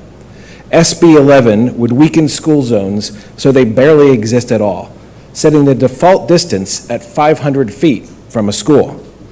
It would make 0.5 miles the maximum size for a school zone, even though many PGCPS students aren't eligible for busing until they live much further. And it sends an unmistakable, unconscionable message to our kids. Your safety is not a priority in Annapolis. My school, Mount Rainier Elementary, has spent several years making walkability a top priority. We were the first school in the state of Maryland to register for National Walk, Bike, and Roll to School Day this coming May. Our Walk to School Days have been attended by Dr. Goldson, highlighted in the Climate Change Action Plan, and featured on NBC News. We've sponsored public artwork to promote walkability, and we're in the middle of an ongoing months-long effort with local officials, our local police, and school leadership to create safer routes to school and strengthen our school zone. SB 11 would make our students less safe and undo years of this progress. Come at walkability, and Mount Rainier Eagles claw back. We are located in the middle of a residential community, with most students living within walking distance. But we already have a street leading to our school that doubles as a cut-through for aggressive commuters every morning. Some students cross Route 1, which is outside of that proposed 500-foot zone.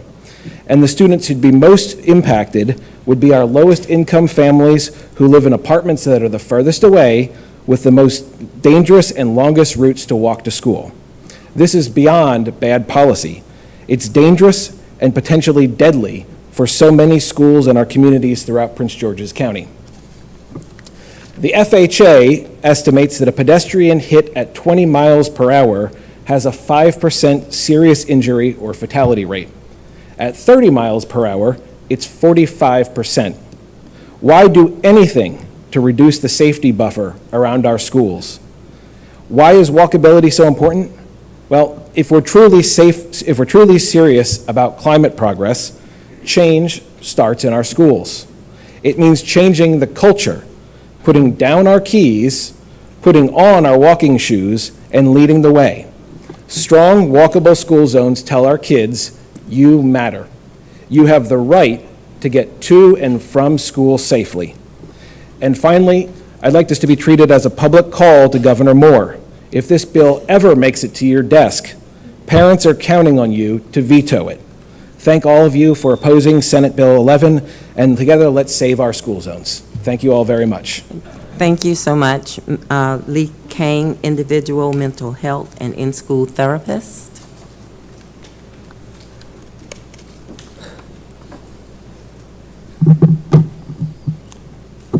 Thank you. I'm going to start by saying thank you, Dr. Goldson, for your service, especially these last few years leading our school system. You have big shoes that we're going to have to fill. And I hope we find someone great like you. I'm going to talk about school therapists, and I also want to say thank you for getting school therapists for this body, for you, Dr. Goldson, for making sure there are school therapists in our schools. I have 3 children.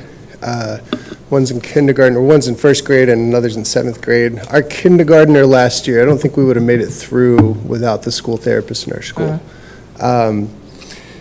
The American Society of Pediatrics last year announced that there's an epidemic of anxiety, and every kid needs to be screened for anxiety. My 12-year-old, we've been working on an IP process for a long time now, and we ended up shelling out some cash last summer to hire a private psychologist to help us figure out what's going on. We learned that anxiety is present as well as ADHD. And throughout this past fall, we noticed a lot of increased dysregulation with our 12-year-old.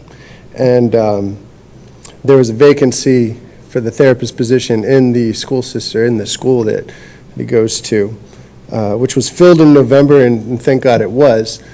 One day my 12-year-old went to school in mid-December, and we get a call from the therapist saying we needed to take our kid to the hospital for suicide ideation and more, which I won't go into. My child spent 10 days at Children's Hospital in the psychiatry unit, and sorry, it's hard to talk about. We got him home on Christmas Eve. And things are a lot better now with medicine and therapy. And now that position's vacant again. And so we're fortunate because we're paying for this, we can pay for this therapy that we need. And I just want to point out, not everybody is able to do that. And I implore you to find a way to increase the psychological services in our schools, figure out a way to screen for learning disabilities, anxiety, mental illness, and double the amount of therapists in schools, or triple it. Thank you. Thank you so much. Our next speaker is Joseph Jakuda, Climate Parents of Prince George's.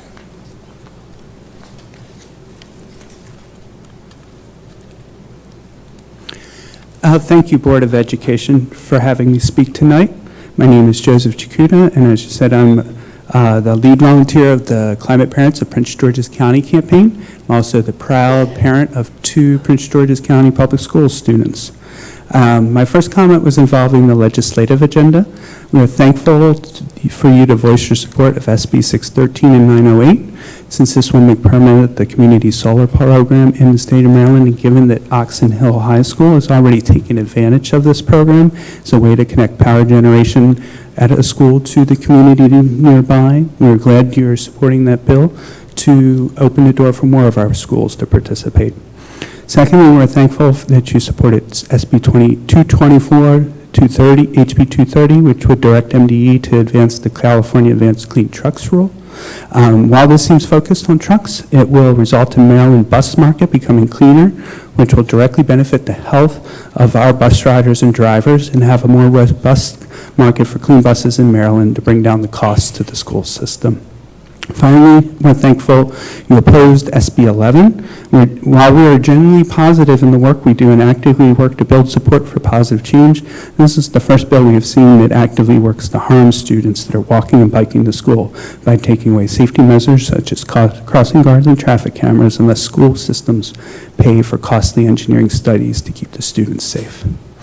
Also, on a separate note concerning policy 0122, we would also like to see dashboards showing progress on implementing the climate change action plan, not to take away from the CSIs, which as a parent I think are very important, and I do want to see progress on as well, but being able to track progress on reducing energy uses, switching to electric buses, and other goals in the climate change action plan through similar dashboards will be very helpful for to benefit the community and increase accountability.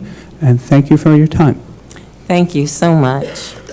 Our next speaker, Dr. E. Nicole Thornton, Individual Black History Month Protection, Black History Curriculum Support. Hi, everyone. Hi. So my name is Nicole Thornton. I'm a diversity, equity, and inclusion consultant, a parent of 3 Tulip Grove Elementary School students, and the DEI chair of the Tulip Grove PTA Executive Board. I'm here because I have encountered considerable resistance from the principal and the PTA Executive Board in my attempts to organize a Black History Month talent show at Tulip Grove. This was a show that my 5th grade daughter and I developed, and she and one of her friends, who is white, even began working on a skit to perform together. But when I proposed the idea to the school, the principal and other members of the PTA Executive Board blocked any ability for me to be able to put on the show or any Black History Month program. The principal stated that a school-wide Black History Month program would make non-Black students feel bad about themselves. She also expressed that she believed Tulip Grove students already saw themselves enough in the curriculum, and that she would leave it to the discretion of the teachers whether they wanted to integrate Black history within their classrooms. A member of the PTA board also stated that she didn't think it would be appropriate and expressed discomfort with her children participating. Her children were white. Because of these views, there was no substantive recognition or celebration of Black History Month at Tulip Grove. I wholeheartedly disagree with these beliefs. I believe it is important for all children to learn about the significant historical contributions that Black Americans have made in our country, and it appears that PGCPS agrees with me. Given all the different emails and things that you guys had sent out for Black History Month. So I wrote about this to the Area 1 instructional director, who informed me that because cultural celebrations are not a required part of the PGCPS curriculum, they are not actually guaranteed for students. According to her, the acknowledgement of Black History Month and other cultural celebrations are mere suggestions from the county, and therefore it is up to a principal's discretion whether or to what extent they are recognized. And I find this unacceptable. Whether a child receives the pride and social emotional support necessary to support their learning should never be left up to the whims of any current principal, teacher, or PTA body, especially when Black history in schools has recently been under attack in schools across the country, even being banned in some places. All children need positive role models and the public recognition of their heritage to believe in their own excellence. And they need to feel this recognition from school staff members of all ethnic and racial backgrounds, because allyship and the support of the whole community is where inclusion begins. We also cannot have allyship if children are deprived of more opportunities to learn about positive role models that look different from them. Because PGCPS is tasked with being culturally responsive and facilitating inclusion and equity for its students, this is a serious policy oversight that needs immediate correction. I think that PGCPS should do 3 things. 1, regularly provide up-to-date DEI trainings for all their staff. 2, create DEI benchmarks and measures of accountability. And 3, designate a certified DEI staff member at every school to ensure the DEI policies are being adhered to. Thank you so much. Thank you for your time. Thank you. You got it in. Our next speaker is Shannon Reed, Individual Leadership and Training.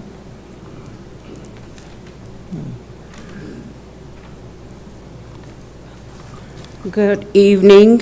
I'm the parent of a current PGCPS student and 2 graduates of PGCPS. I've also taught in the county since 2001. I initially planned to teach 10 years beyond my 2027 retirement date, but I'm worn down and heartsick. I wonder daily if I can make it to the end of this school year. The fleeing teachers reflect my own frustration and disillusionment, and the data reveals our misplaced priorities and the lack of accountability. The pandemic simply exposed our weaknesses and internal needs.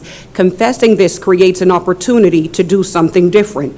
Toward this end, I have repeatedly written emails before, during, and after the pandemic detailing my experiences and concerns about instruction, data, and leadership. As a result, I've endured retaliation, harassment, and abuse. The refusal to know and name misses the opportunity to do something different. Nothing can replace instruction, but PGCPS has expanded the use of Edgenuity for failing, vulnerable, and disengaged students, functionally making teachers aides in the use of technology. This approach to problem speaks to part of our problem and reveals a moral lag. How can we not see that allowing students who do not have the vocabulary and content knowledge, reading skills, math skills, strategic competence, work habits, and motivation to actually benefit from Edgenuity is wrong and negligent? Holding students accountable for absences, willfulness, maladaptive behavior, and failure creates an opportunity for intervention and instruction. People thrive in goodness. Without this, many students remain cognitively, emotionally, and socially underdeveloped. Last week, a student was brutally attacked and then humiliated outside my classroom as a wall of students recorded the attack. Although watching, recording, and sharing degraded behavior has become normal for too many students, one compassionate student followed me and the hurt student into my classroom. As I hugged and comforted the student, this student comforted her too. Too many other students need parents and policies to remind them that violence is destructive and that pushing and attacking other students and teachers is a crime. I pray that this board bans cell phones in school, immediately limits the use of educational technology as an intervention or remediation plan, and analyzes the impact of promotion without growth. These changes should help all students, including my daughter who wants to leave school early because she is exhausted from enduring school and not thriving in it. There is no point in teaching if I will not speak when it matters. Please act. It matters. Dr. Goldson, congratulations on your retirement. Enjoy. Thank you. Ms. Phyllis Wright, Individual Security, General School Atmosphere Administration, and School Names.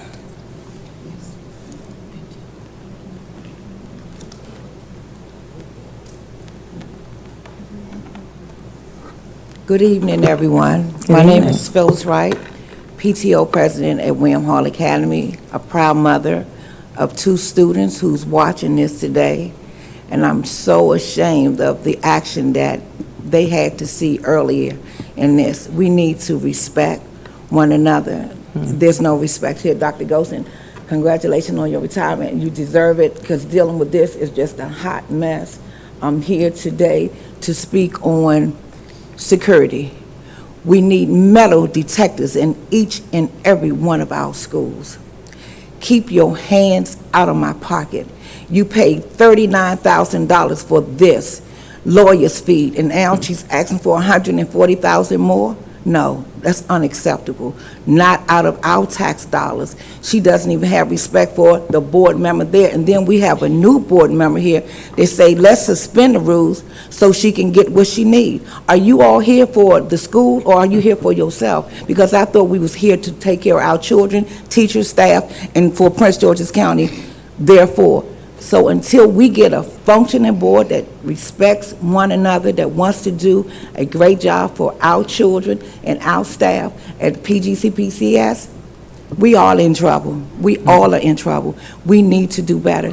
And my hat goes off to you, Chair Meekin Murray, for standing up to Dr. Miller. She's the most disrespected person I've ever Excuse met. me, I'm let's sorry. not- I'm sorry, not to call their name, but you see how she treated you and everyone else up here, and she want us to pay her lawyer fees for what she created. She created this problem, and I think it's unfair. I'm a taxpayer. And my money goes into this school system, so I don't think I should have to pay anybody's lawyer fees who bring on problems for themselves. And I don't think that we need people on this board who want to suspend the rules that's there, because you're not here for the right reasons. And that's all I need to say. Dr. Golson, God knows I love you. I don't know what we're going to do, but until we get a board that works with each other and respect each other. She walked off because she knew I was going to come for her. She knew I was going to come for her because she's in the wrong place. I don't even know why she got here from the beginning. Until we function on our children, children comes first. And that's what I thought you all was here for. But I see that we're not. My 3 minutes is not up. Don't ask me to stop, Miss Judy Meekin Murray, until that buzzer ring, and then I'll sit down, okay? But this, I'm going to say what I need to say. Keep your hands out of my pocket. That $140,000 that you all voted no for, thank you, because we can hire more teachers. Have a good night. Thank you so much. Donna Young, individual general comments. Good evening, Madam Chair, CEO, and board members. Thank you for the opportunity to speak to you this evening. I want to address policy procedures with a hint of ethics and fraud. Once hired by the Board of Education, every employee is afforded certain rights given to them by the Board of Education policies, procedures, as well as their prospective unions, even if they are not a union-paying person. One of those inherited rights afforded every employee before they can be terminated is the right to be allowed this thing called due process. You know, a hearing, a laudermill. The purpose of a due process hearing is to respond to allegations, violations that take evidence from both parties, then decide based on the evidence if the employee has violated any of the policies, procedures, or rules that they fall under. Apparently, the process does not pertain to whistleblowers. It seems that whistleblowers lose their rights to due process or a fair review of evidence. It doesn't matter if the administration has altered or falsified manufactured documentation, they do not get a right to have a fair review. In fact, just last week, someone on the from the board office sent the manufactured document which only included my name, email address, and literally word for word for another employee who had been terminated. This body ignores items that are coming before it, makes unilateral decisions, and allows falsification of documentation to circumvent keeping someone who does not want to do something that goes against their principles, their ethics, And despite changes in leadership, board members, and the dynamics, whether it's elected or appointed or hybrid, it seems to be the same issues. It lacks integrity, ethics, and a moral foundation. Thank you. Thank you. Dr. Golson, thank you and good luck on your retirement. Next, we will have Bernadette Badio, individual, school safety, bullying, and harassment. Good afternoon to the board. Again, my name is Bernadette Badio. I missed the cutoff for the video. The video would have definitely shown what I wanted to present to you tonight, a brutal attack, a crime that happened to my daughter. My daughter attends Dr. Henry A. Wise High School, and on last Wednesday, March 15th, at approximately 11:45, my daughter was brutally attacked and assaulted in the hallway while on the way to class. According to teachers and administrators, the student who did it was kicked. She was kicked, she was struck repeatedly in the head, and as an added bonus, she was spat on by the person who attacked her. My daughter was violated and humiliated, and she was put on display by all her fellow schoolmates who stood and captured videos while she literally lay on the ground in pain. The scene was described as horrific, gut-wrenching, and deplorable. My daughter was rolled away in a wheelchair. She was traumatized, she was shaken and stricken and confused. What you can't see are the emotional scars. No child, and I mean no child, should have to endure that on a school. The school is supposed to be a safe place for learning, and I read policy number 5143. It is a policy of the Board of Education of the Prince George's County to create safe and productive learning environments in our schools by prohibiting bullying, harassment, intimidation of any person on school property. My ask to the board, immediate arrest for assaults. Parents should not have to bear total responsibility for crimes that happen while on Prince George's County property. Ask the board to review the current policy and seek methods to strengthen accountability for those violent acts to parents and to the students. The current policy protects the attacker. I've had a very difficult time trying to obtain necessary information just to file charges.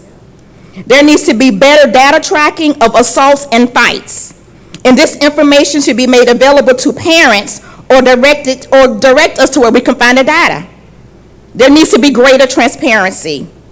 I'm asking the board to devise a task force to work with school administrators on preventative measures that will stop the violence before it happens. Finally, I ask the board to make bullying, cyberbullying, intimidation, and harassment a priority. Safety is a right, and our students deserve that. Thank you. Thank you.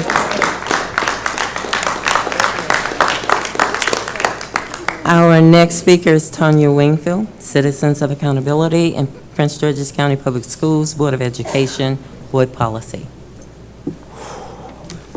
Wow. Okay. Good evening, board members and CEO. After reviewing 44 exhibits and hearing 8 witnesses of the petitioners and reviewing 39 exhibits and 7 witnesses of the respondent, an administrative judge concluded the following in the case of the former board chair, and because I have limited time, I'm going to paraphrase. Having carefully reviewed the evidence, I have found that the respondent, which is the former board member, did not violate any statute, policy, or bylaw. Her behavior in 2 instances may have been slightly improper, but they were not unlawful, dishonest, or derelict of duty. Regarding the neglect of duty charge, he says there's no evidence supporting the finding that the respondent failed to perform any duty imposed by law. Regarding the incompetency claim, he said, I am convinced by the evidence that the appellate, that is the former chair, performed her duties competently in a distinctively hostile environment. She attempted to hold the local board to its duties outlined in Section 4-401 of the Education Education article. The petitioner and sometimes other board members made the respondent's task exceedingly difficult, and she was not reluctant to battle her detractors or use her power and her position to overcome what she felt were desirable results. The respondent used local board policies as well or better than other board members. He further states, I recommend that the Maryland State Board of Education dismiss the charges against the respondent and not remove the respondent from this board. In 2 months, this judge saw through the foolishness of these board members, something that many of you, after 6 months, have not done. Lastly, under oath, the former board member and current District 8 council member admitted to forging the Pew contract, which is an unlawful act. And there are other board members, the other 5, under oath, who admitted to things that were supported in the ethic panel reports. In the meantime, this board held a meeting that was in violation of state law and board policy. I sent the information to your attorney because you didn't give the public the right notice. So remember that when you go vote for these minutes. Instead, you held a meeting to withdraw those reports that were supported by information they testified under. That's like asking the trial court acting upon the appeal of the court's decision. It's time for this board to put your personal thoughts aside, your personal opinions, and pay this bill, because it is only going to cost us more, because as you wait, more lies and more acts against a whistleblower continue to be exposed. It is time for you to pay the bill. Thank you. Next, we will have Derek Hemsley, individual appeal process. Okay. Good evening, board members. Good evening, CEO and administrative staff. Please speak into the mic if you can. I'm sorry. I am Derek Holmesley. My appeal is a matter before this board. DY, who spoke earlier tonight, her appeal is a matter before the CEO. It is appalling and outright insult to my intelligence and to her intelligence to manufacture my wrongful termination appeal letter and send it to your CEO. The board lawyers are supposed to make sure you are doing things in the proper order as a school board. The school board is supposed to make sure the CEO is doing what she's supposed to do, and you're supposed to have her back. You should not be sending her a letter of somebody that was wrongfully terminated. Get lost word. You shouldn't be sending her a letter of a person who was wrongfully terminated for the letter to be presented to another person in a total other department who was wrongfully terminated for a whole other subject matter. And she sent that letter out trusting who sent the letter to her. That is appalling. And it again shows that you guys are not reading, you're not paying attention to people's livelihoods and to their careers and how we're supposed to make livings out here. And we come here to work and do the job correctly. I am relentless. I am not going anywhere. I am respectfully demanding you to hear my case according to the board policies that you are supposed to hear it by, and submit a board affirmation and resolution and reversal of my wrongful termination as the acting director of transportation. And transportation is struggling since I left. I have the same relentlessness that I'm speaking tonight for my appeal, the way I ran that department. And they need some help.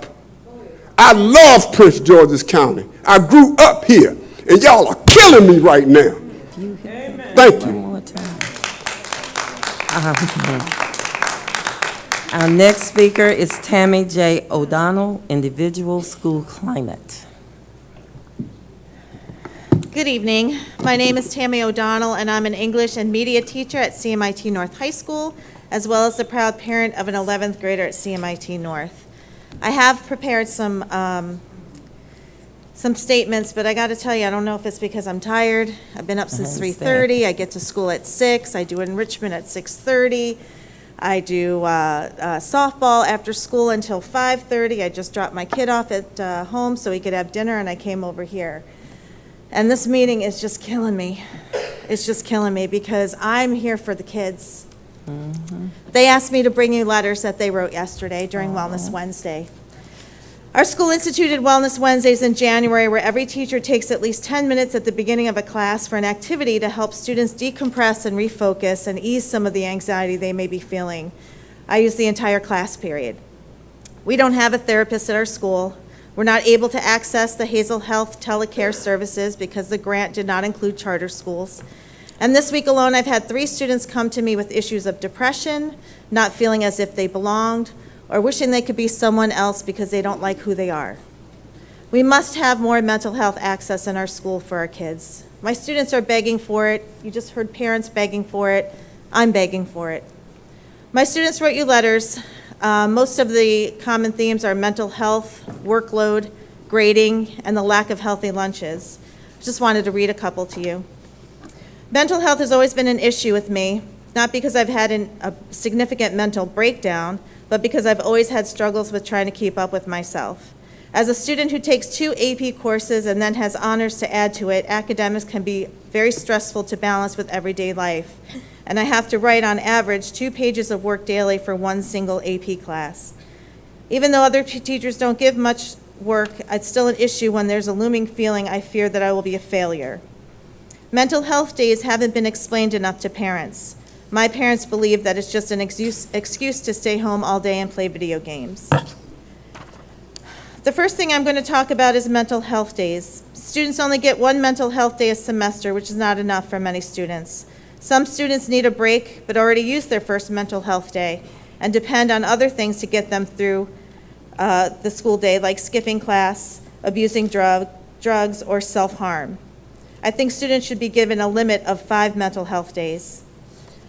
I've been a part of PGCPS community all my life and find it grateful I get to do things. School lunches are not healthy. There's no vegan option. There's no lactose intolerance option. These are things students need in order to have a good school day. We preach to them about sleep, we preach to them about doing the work, but we're not even providing them with healthy meals. Thank you. Thank you, and please leave the letters. Thank you, appreciate it. We also received written comments from 2 registrants, which are available for view on board docs. Thank you all for your comments. We will now go to 4.1, Maryland Comprehensive Assessment Program, Part 2, Data Discussion. I will yield the floor to Dr. Golson. Thank you. Dr. Doug Strader and his team will provide the Maryland Comprehensive Assessment Program Part 2 Data Discussion. Thank you.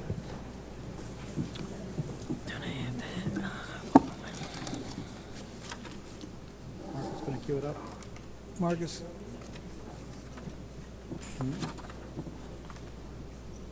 There we go. All right. Good evening, board members. Thank you for your time this evening. Okay. So, since the last time I presented to the board, I wanted to share some information. The Maryland State Department of Education released the Maryland Report Cards for our school, also known as the STAR rating system. So this evening, we're going to give you a 3-part presentation. First, we're going to give you a high-level summary of that Maryland Report Card program, which sets the stage for our primary topic for this evening. That's a deeper dive into Maryland Comprehensive Assessment results. Followed by, the third part will be sharing what we're doing about that data or how we're best addressing that data through our strategic planning efforts. I have 3 members of my team joining us this evening. The first, I'd like to call up Mr. Anthony Whittington to share with us the information regarding the STAR rating system. Mr. Whittington.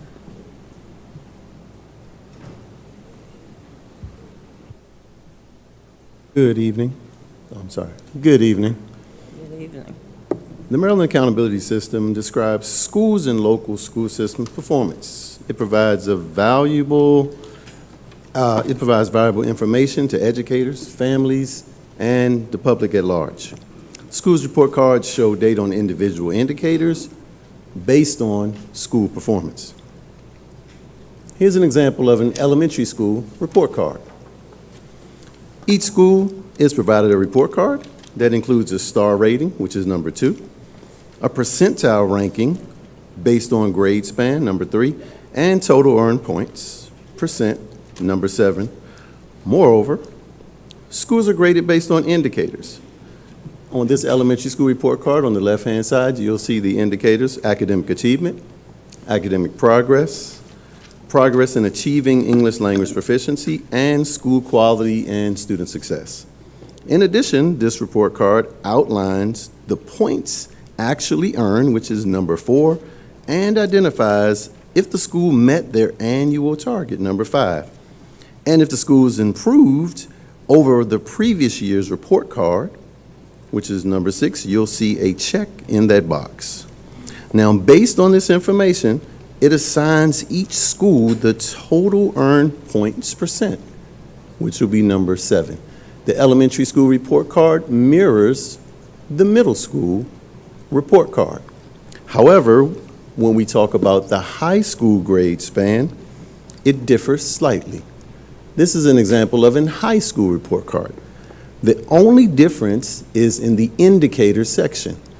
Whereas elementary and middle, you have 4 indicators. In high school, you have a 5th indicator. First, the indicator where we saw academic progress has now been replaced with graduation rate. And the 5th indicator indicated is readiness for post-secondary education. Now to the stars. Schools receive stars based on total points earned out of their total possible points. Then stars are awarded based on where the school falls within the range of points. So for example, if a school receives 65% of their points, this school would be deemed a 4-star school.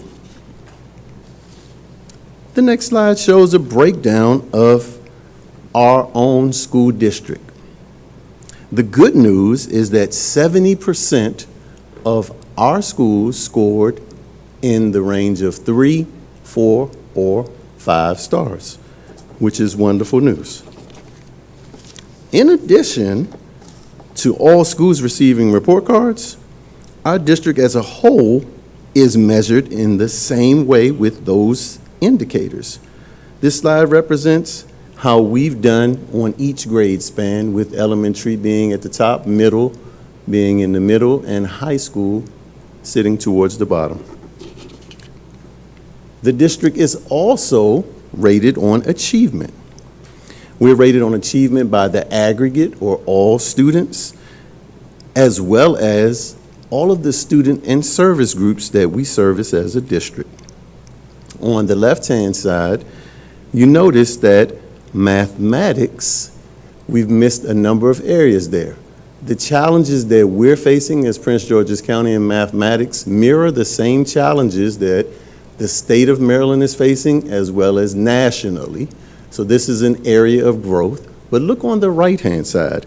On the right-hand side, I'd love to highlight the improvements that we've made in the English Language Arts Department, and it's depicted by all of the green checks where you see improvement, as well as meeting the AMO, or annual measurable objectives, set by the state for our school district. Our district is also measured by graduation rate by the all student group or the aggregate, as well as student and service groups.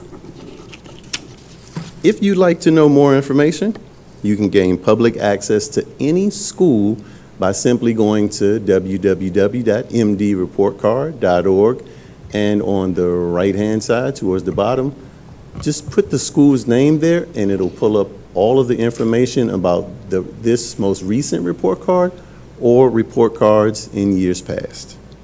I'd like to turn this back over to Dr. Strader. Thank you, Mr. Whittington. Moving right along. So roughly, when we were looking at those report cards, at the elementary and middle school levels, roughly half of those points that go into that star rating are contributed to the academics. In other words, looking at our Maryland Comprehensive Assessment results in particular.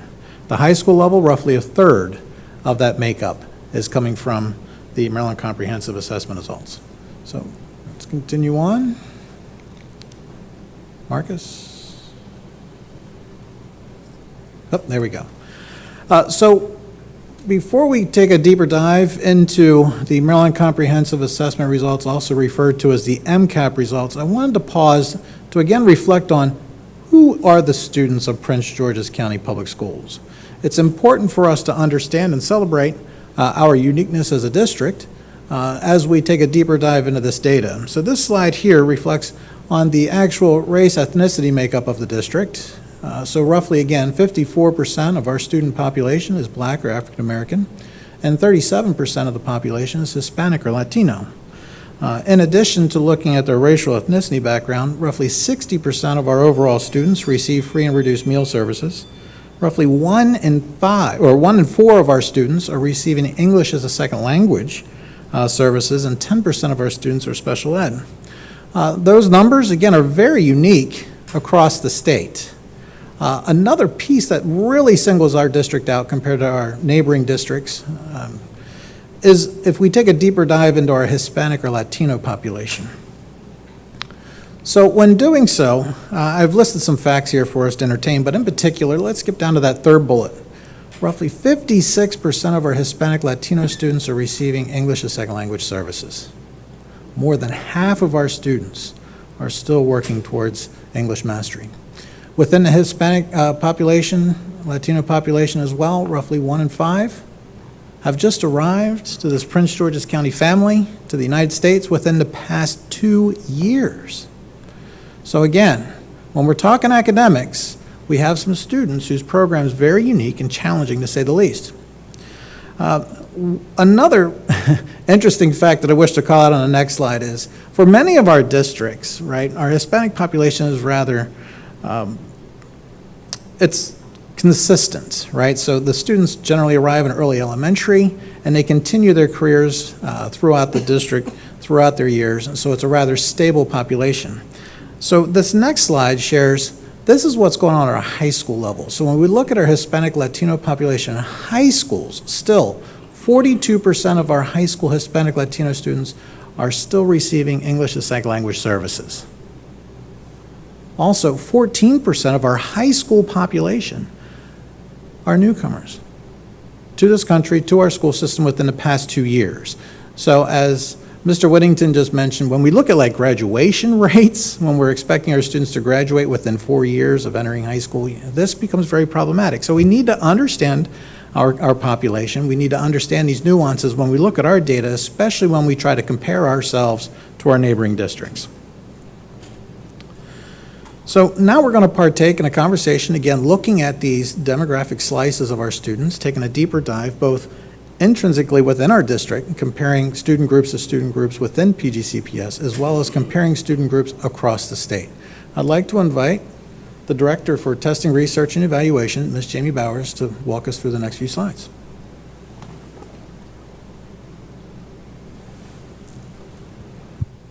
Good evening, board members. Tonight I want to do a brief data investigation. Last month, we showed you some high-level data on our students for reading and math for our spring MCAP 2022. And tonight we want to show you a three-part disaggregated data by our student and service groups. We want to show you data by the cohorts of students that we've been looking at. And we also want to show you data of our demographics within Prince George's County in relation to all other students across the state of Maryland. So I'm going to start by showing you a state slide, how the state represented this data by student and service groups at their board presentation in January, and looking at, they used a sliding scale model to show how students in 2019 performed in relation to students in 2022.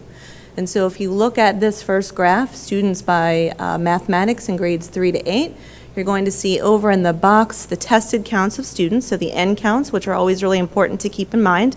We'll talk about that on our next couple of slides. But you'll notice the arrows moving to the left and to the right show either an increase in student scores or a decrease in student scores. If you don't see an arrow at all, which we'll see in a couple slides, that means that the percentages stayed the same. There was no change. And so if we look at, for grades 3 to 8 in mathematics, we notice that every single student group and service group across the state showed a decline in their math scores. And that is something that we saw both in our district and statewide. So for our district, how we represented this same information was across the middle, we have a through line of the average percent proficient, so that would be students who scored a performance level 3 or 4 on the MCAP assessment last spring. And so an average for our students in grades 3 to 8 in mathematics was 9.6 percentage points. So that takes into account all of our students in grades 3, 4, 5, 6, 7, 8, and their average together to have that through line. So you'll see this similar theme run through these slides. So on this particular slide, we're looking at our demographic groups. And so just to point out that several of our demographic groups did perform higher than the average in grades 3 to 8 in mathematics, while some of our other demographics performed lower than that. A few minutes ago, I mentioned the importance of noting the N count, or the tested count of students. So underneath each bar graph, you're going to see the number of students within each student or service group. So notice our two large demographic groups that Dr. Schrader just pointed out to you, our students who are Black or African American, and our students are Hispanic or Latino, make up the majority of our students, and you'll see those N counts represented. And so when you look at these graphs, some of our student groups such as Asian, Native Hawaiian, Pacific Islander, white or two or more races, and American Indian, American Alaskan Native, did outperform the average 9.6%, but also keep in mind the N count was much, much smaller than our two larger demographic groups. So you'll see this theme kind of run throughout the same N counts and the average through line for each of our Prince George's County. Here's how our students demographically and our service groups performed. Again, same through line, we're looking at 3 to 8 mathematics, and you can see that our male students surpassed that average in grades 3 to 8, while our other student and service groups with disabilities, English learners, our farms, our economically disadvantaged students, and our female students were underperforming the average in those 6 grade levels. For the state, you can see that there are many arrows that are showing a significant decline across the state in Algebra 1 performance. We also show a similar decline, just not as significant as the state overall. So you can see some of those service groups really show quite a large decline of 20 percentage points or more of those students declining in their performance in Algebra 1. For Algebra 1 for our Prince George's County, you can see that our average percent proficient was 5.7%, which means that 5.7% of our students who took Algebra 1 last spring were proficient. And just to give you a little context, we had about 11,600 students last year take Algebra 1 in the spring, and that means that only 682 of those were proficient, just to put that into context for you. So you can see the different race ethnicity groups and how they performed in relation to that percentage overall. And then as well as our service groups and genders for Algebra 1.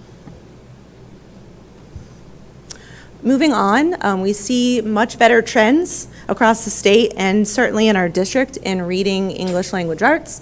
So you'll notice this graph looks much different than the math. You will see a lot of those percentages actually stayed the same or very close to the same, so you're not going to see a lot of arrows, but the arrows that you do see are actually pointing in the right direction, which means that students made improvement from 2019 to 2022. And our district performance really mirrors that, and in fact, we actually, in some places, made more increase of student scores than the state did. So that is a positive message that I want to show.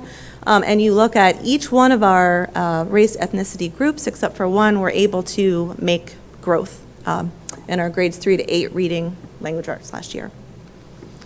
As far as our service groups, our female group was able to surpass our average of 34.1 percentage points performance, while the other student groups were not quite there at the average for grades 3 to 8 in reading. This was one of our biggest celebrations, and across the state as well. You can see a lot of those arrows pointing in the right direction. That means that across the state, and certainly at our district level, we saw a huge increase in students being proficient in our English 10. And one of the things I want to point out is we actually saw a similar trend in our benchmarks. So that means our students last year in grade 10 that took the English 10 assessment were doing quite well and doing really well at writing in response to the text. And so, you know, we saw a 20 percentage point growth in our district for our English 10 students in taking that assessment. And so, again, you can see our demographic population right up there with that through line of the 45.2 percentage points, which was our percent proficient for our grade 10 students. And most of our service groups were very close to that average percent proficient as well. So now I want to move us into looking at a cohort. And so the state defines a cohort with a couple of different considerations. In the Testing, Research, and Evaluation Office, we wanted to define for you what we are looking at as a cohort and give you some considerations to how we are defining a cohort when we're looking at this data. So when we look at cohort performance over time, we're looking at an identified grade level of students, typically reported and compared to the performance of the same group of students in another school year. And so in the case of the next couple slides, we're looking at our students who were third graders, fourth graders, fifth graders in 2019, and then respectively when they were sixth, seventh, eighth graders in 2022. So this couple things to keep in mind. This cohort is an indication of how each grade level is doing and compares the same cohort of students. It also shows each grade level the impact that a COVID pandemic made on each individual grade level. So we can't say for certain that the pandemic had the same impact on the same group of students as we track them from 19 to 22. One thing to keep in mind, the students that you're going to see in these cohort slides were continuously enrolled students in Prince George's County. That means if they were third graders in 2019, they were also enrolled as fourth graders, enrolled as fifth graders, and enrolled as sixth graders in our district. So this kind of data allows us to track over time the same group of students who were always continuously enrolled as students in Prince George's County. It shows the overall performance of the same students, and that allows us to track that over time when we're tracking the same students. It also illustrates how students who stay here in Prince George's County are doing over a 3-year time period. And it controls for student mobility in and out of the district. So we have a high mobility population, so this cohort model only is looking at our continuously enrolled, and it kind of allows us to keep out students who are high in mobility or come in and out of our district for this particular analysis. So overall, when we're looking at all student cohort analysis for mathematics, you'll see our 2019 grade levels represented with the blue bars and our 2022 students in the orange bars. Now keep in mind, from our third to our sixth grade, those are the exact same students. So we accounted for students who were present all of those years between third and sixth grade. And so you can look at the decline of those same students from grade 3 to 6. They made about an 18 percentage point decline in mathematics over fourth grade, fifth grade mathematics, and then into sixth grade. A very similar pattern for grade 7. We're looking at a 13 percentage point decline. And then our grades 5 students in 19 to grade 8 made about a 6 percentage point decline. And you can see within those bars, you're seeing the number of students that we're counting. So typically we see a grade level have between 8,000 and 9,000 students per grade level. So you can see across the bars, we're seeing about 6,000 to 7,000 students. That means that many students are staying enrolled in our district. So this makes this cohort analysis really valuable to look at tracking these same students over time. In mathematics, we see reading, English language arts, we see a much different picture, much more positive. Same students in grades 3 to 5 and 4 to 7 and 5 to 8 are making some very significant growth in those grade levels. And we can use the word growth because the state defines, when we look at cohorts, it's you're tracking the same students over time, that they are actually making growth. So we can see where students are making between 6 and 10 percentage points of growth in reading over those 3 years. The last data investigation that we want to show you is our demographic population in Prince George's County as compared with all other Maryland public school districts. And to represent what this looks like, Prince George's County educates about 15% of the public school students in the state of Maryland.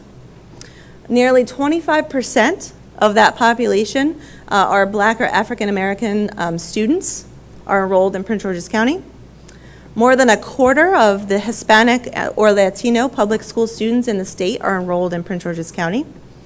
60% of students are economically disadvantaged, which represents more than 1/5 of those public school students in Maryland that are classified as economically disadvantaged. And then nearly 30% of our English learners enrolled in Maryland are actually right here in Prince George's County Public Schools.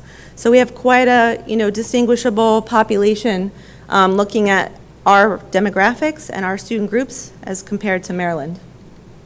So just to put that visually for you, if you look at the side-by-side bar graph, the blue represents the Black or African American population. So you can see Prince George's County has a much larger Black or African American population than that of the state, as well as a Hispanic or Latino population.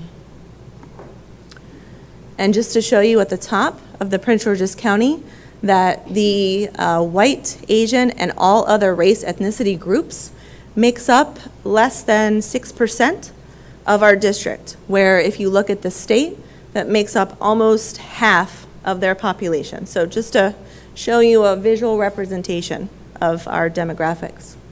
And just some high-level comparisons for you to look at. I'm going to highlight a few of them closely at the top because we really want to support and celebrate our growth in reading. Our Black and African American students outperformed their state counterparts by 8.2 percentage points on the grades 3 through 8 reading assessment and almost 8 percentage points on the English 10 test. That's really something to celebrate. Our Hispanic Latino students lagged behind their state counterpoints by 4.2 percentage points on the reading test and 1.3 percentage points on the English 10. Our farm students outperformed their state counterparts by 3.2 percentage points on 3 through 8 and almost 4.5 percentage points on the English 10. And our English learners lagged their state counterparts in grades 3 to 8, but they did outperform their counterparts in English 10.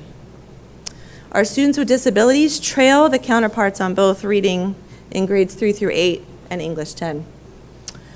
Our Black and African American students outperform their state counterparts on the MCAP Algebra 1 test and perform nearly as well on the Math 3 to 8 tests. Our Prince George's County farm students lag their counterparts on the Math 3 to 8 tests by 3.1 percentage points and 0.4 percentage points on the Algebra 1.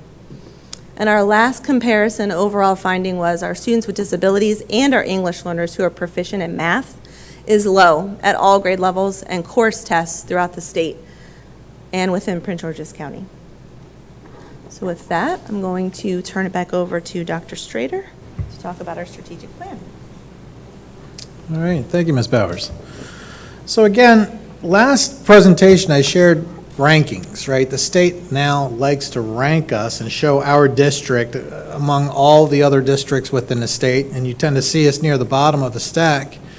However, our population is, again, very different than the other districts. It's really important that we understand how our students are doing compared to their equal counterparts across the state. And the slide that we just shared with you, you can see that our students are competing with students that look like them, that have similar backgrounds and so forth across the state. So again, that's where that ranking becomes very problematic. And so the work that we've done, again, our Black African American students are outperforming the other students of similar demographics across the state. You look at our Hispanic Latino populations, when you're looking at our non-EL population of Hispanics, they're right there with everyone else in the rest of the state. You look at our ESOL population within our Hispanic population, again, they're right there with everyone else across the state. It's almost insignificant looking at the performance differences. So again, it's very important that we understand when we see these types of rankings and we see this data being displayed, that we understand what's behind that data. Most importantly, we understand the nuances of our population to be able to interpret what it is that we're seeing. So that was a summary of the MCAP data. Now the question is, what are we doing about it? And we spent a lot of time addressing academic achievement within our strategic plan. Ms. Vanessa Wetherington is with us here. She's the director of the Strategic Planning Office, and she's going to take us through the next couple of slides. Ms. Wetherington? Thank you. Good evening. So first, we wanted to share, again, the overview of our strategic plan and focus areas to ensure that we're always remaining grounded in our outcome goals and our focus areas. I won't repeat our outcome goals, but our focus areas for this year and moving forward are accelerating achievement in mathematics, improving school climate and culture, and improving social and emotional learning and mental health. And within those focus areas, across multiple teams and divisions across the school system, we have identified strategies. Within those strategies, we underwent a data-informed strategic planning process. We reviewed assessment data and accountability-related data shared by Jamie and Anthony. We developed our critical success indicators and collaborated with teams to develop the strategies. And the results resulted in actions taken. From there, we've shared this document here, which is our CSI's baseline data and targets. Across educational excellence, which is shown here since this is tonight's focus, you can see all of our priority critical success indicators, baseline data, and our school year targets from now to 2026, aligned with our Transformation 26 strategic plan. These critical success indicators and targets are across ELA and mathematics, improving educational outcomes, kindergarten readiness, on-time graduation and attendance, both shared by Jamie and Anthony tonight. Here you'll see our roadmap. This is our guide from our CSIs on how we're going to get to our goal for 2026, from relevant and challenging curriculums to math and ELA, pre-kindergarten readiness, on track for graduation and high school graduation rates, as well as chronic absenteeism. Here you will see our progress report. So each quarter, we collect data and we generate a progress report that is shared system-wide. These progress reports aligned with the MCAP data that Jamie just shared. This particular screen is on ELA. As shared by Jamie, you'll see that PGCPS saw growth in ELA proficiency scores across every grade level, with the largest percentage growth for English 10 students. This is our way of sharing this information across the system within divisions, so we can have very robust discussions around this data, grounded in baseline data from 2018-2019, and then showing where we are within the next school year. It's also shown by student or service performance groups, so that we can also have a bird's eye view of disaggregated data by race, ethnicity, and other special populations. Also shared by Jamie here on this view of the progress report is math. As shared, PGCPS saw a decline across every grade level and student group in mathematics proficiency scores, with elementary students experiencing the largest decline. Again, we want to show this data in multiple ways across the system so that we can always have other metrics to review and look at data and have discussions. In this view, we know that educational excellence is also driven by presence in school. So you'll see chronic absenteeism rates here are increasing. So our goal is to reduce chronic absenteeism. We did see some decline from December to January, and when we go in for our next iteration of this progress report, you'll see February, March, and so on and so forth. So while we are tracking how students are performing, we're also looking at whether or not they are in school and ways that we can decrease chronic absenteeism and increase presence. We can see here in relevant and challenging curriculum that staff, students, and parents all believe that Prince George's County Public Schools challenges students to think critically, as well as provide students with opportunities to work in small groups. Both parents and staff alike agree that we provide a relevant and challenging curriculum that helps students make meaningful connections to their lives in the world, with about 50% of students agreeing, which we'll dive in more with our spring focus groups hosted in April. We're also focused on our on track for graduation and high school graduation rates. And here you'll see our final point, which is the percentage of PGCPS children meeting standards for kindergarten readiness. And the gold star means we've met this target for this reporting period. This is a comparison of non-Prince George's County Public Schools pre-K students in comparison to those students that do go through a Prince George's County Public Schools pre-K program. And we have 37.9% of students meeting proficiency, which is well over our target.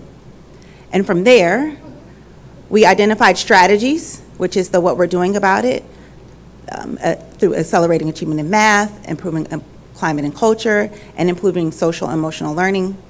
Last meeting, we discussed some of these, but you'll see mathematics student achievement and school performance plans, or SPPs, our parent assessment portal, our stakeholder surveys, setting and communicating curriculum expectations, and not just focusing on accelerating achievement in mathematics through instruction, but also focusing on hiring pathways and restorative approaches, as well as investing in innovative learning spaces and reviewing our human resources data.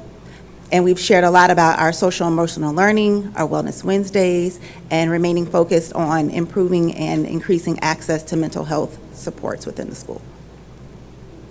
Here is a timeline of how we undergo these activities from October of 22 to May of 23. In October, we had our Strategic Planning Institute. We released our CSI's progress report. In November, teams provided us updates on strategies and progress. In December, we launched our climate and culture survey. In January, we collected data again across the system and collaborated with strategy teams. During the month of February, we analyzed the data again, and then March released another progress report, as well as reviewed climate and culture survey data at our Strategic Planning Institute. Next month in April, all teams will review updates on their strategies, and in May, we will provide an update on our equity dashboard and our stakeholder focus groups. And I will turn it over to Dr. Strader for any questions. Thank you, Ms. Weatherington. So again, to summarize, there's a lot of work that goes on behind the scenes in using this assessment data to inform our instructional practices within the district. I'm joined tonight by two of my colleagues, Dr. Ellen Coley, Dr. Judy White, to address any questions you may have. Thank you for your time. Thank you so much for that presentation. Board members, floor is now open for your questions. We have three. Board Member Adam Stafford, followed by Board Member Fields, and I'll call the rest. I want to just say thank you so much to Dr. Golson, Dr. White, Dr. Strader, and your entire team. This was such an informative presentation, and I'm really grateful for the breakdown and just the depth of information that you've provided us with this evening. I think I speak on behalf of all of our colleagues. This is the information we've been wanting to see, and I'm just really happy with the levels of data transparency we've been seeing this evening. I also want to apologize to you for some of my colleagues that slept through your presentation, because I think that was incredibly rude, because the data that you presented is the data that we need to see, that we need to be talking about. So I do apologize.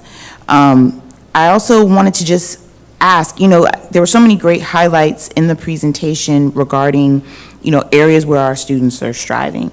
I want to know, I saw the strategy component, and I don't remember exactly which slide that was. If you could possibly put it up, I'm not sure if we could go back to that, but what are you just seeing as best practices when you're looking at that 10th grade ELA, when you're looking at the those specific cohorts that are outperforming at the state level and, in comparison to their work in 2019, what are you seeing as best practices in those very specific areas? Good evening, everyone. So in reading language arts, starting in our middle school, starting in elementary, but you know, elementary, you are teaching them to read, and by the time they get to third grade, they're reading and performing. But our middle school and our high school curriculum really mirror each other, and they're broken up into arcs, and they're broken up into a lot of project-based around students having the opportunity for student choice, an opportunity to give back once they've read and once they've the utilization of novels and just different pieces, Socratic seminars, just different things to hear, that student voice in the classroom, that advocacy, making sure writing is a huge emphasis, so much so that the students are like, we write too much. They make sure that we're pushing it.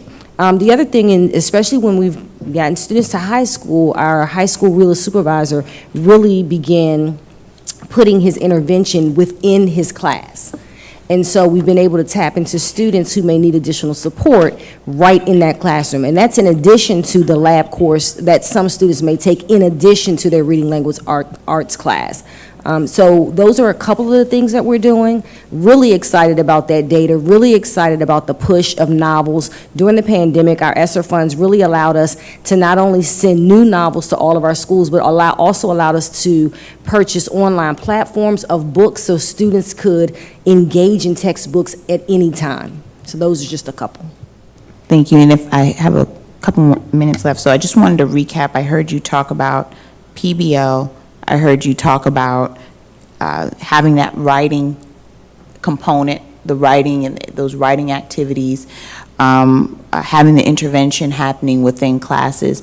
And so how can the board support those types of instructional strategies in math? And I see the curriculum you all have adopted, which I'm also excited about, can't wait to talk about, that there is a lot of PBL embedded in those curriculums you've selected. How can we further support the strategies that we see that are working, that you just identified?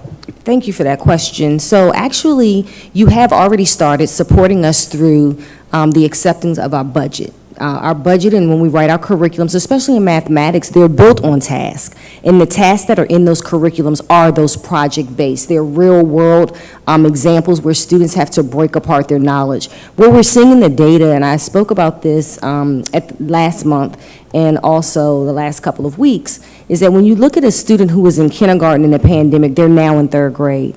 And so the critical years for mathematics, students where we should be looking at concrete, dealing with manipulatives, just different pieces, they were at home or trying to teach that through a computer. And while we tried to find great online materials to assist with that, it's nothing more tangible than to be in the classroom, be in the midst. The other thing, we talked about writing and reading, we're identifying that writing and math is in our curriculum and it's live and well. In those tasks, students have to justify and they have to reason.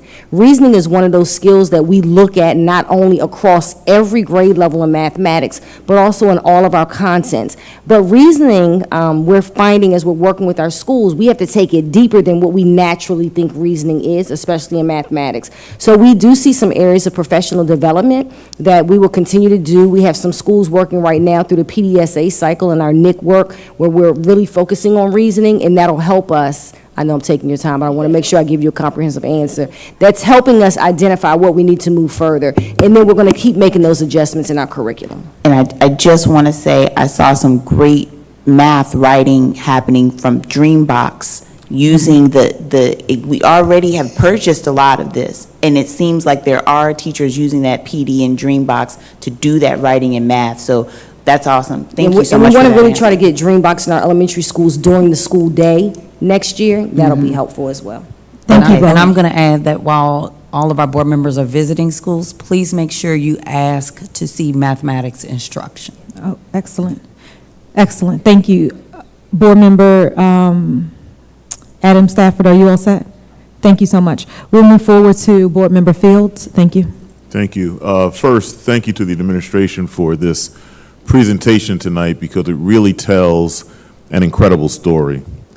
This pandemic was devastating, and you see it in the cohort analysis and when you see the drop-off in mathematics. And I think it's important for this district to change the narrative about our district, because the report cards fail in terms of a qualitative description of school districts across the state. we are dealing with a different demographic than any other school district in the state of Maryland. That's not reflected in the scoring of these report cards. And I think it's important for this school district to make that understood in the public domain. What I get from this report is that it's a call for action, and not just for our school district. We have to make our community understand, because when students exist outside of the school building, what is happening? We have to make sure that our parents are engaged, to make sure that we address what we are seeing in certain of these areas. In other areas, we are doing fine, but we see the problem in mathematics. And the last thing, I do have a question. Do we have any disaggregated data by race and gender? Because there's plenty of scholarship that shows learning difficulties among young black boys, young black men, and I think that would be helpful in terms of crafting strategies to see some improvement in some of these areas. Thank you so much.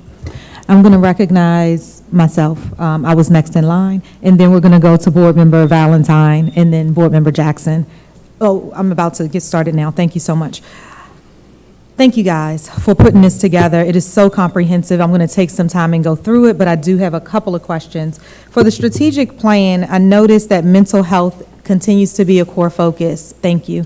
And as we've heard today, I really don't know who I'm talking to exactly, so I'm just looking out. I'll look at Dr. Goldson every now and then. As we heard tonight, mental health is huge, and our children are struggling. Our teachers are struggling. Our administrators are struggling. And what I wanted to ask you all is it possible? No. How can we go and look at each of our schools individually to confirm that we have a psychiatrist, a psychologist there, and a school counselor that's available, if that can be work done? You don't have to give me the numbers now, but as we've heard today, that's not happening at all schools, or either there's been some replacements needed. And as I visited, I was also told that there is a gap as well. So thank you for looking into that data. We have got to make sure that we're supporting our scholars. The next is, and I wasn't looking for an answer, it's just a please help.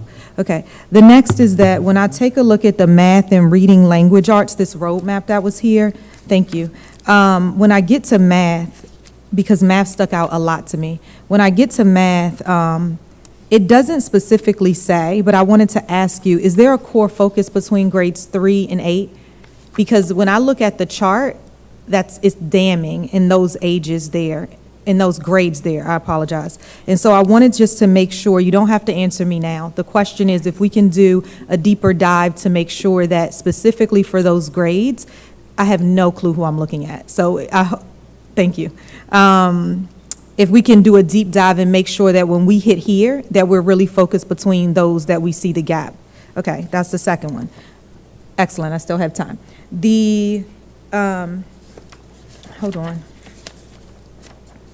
Oh my gosh. Oh my gosh. There was a slide here. Okay, I don't know where it is, but there was a slide that really showed, it was when the blue charts continued to go down, for math. Everybody know what I'm talking about? Okay. It continued to go down, and it was a huge and a steep decline. And I don't remember what grades they are. I feel like they're still the same grades between, I'm sorry. Oh, thank you. Yes, that's it right there. It's math, the cohort. Yeah, the cohort that was followed. And it goes Slide 3, 4, 33. and 5. It's the blue boxes. So, thank you.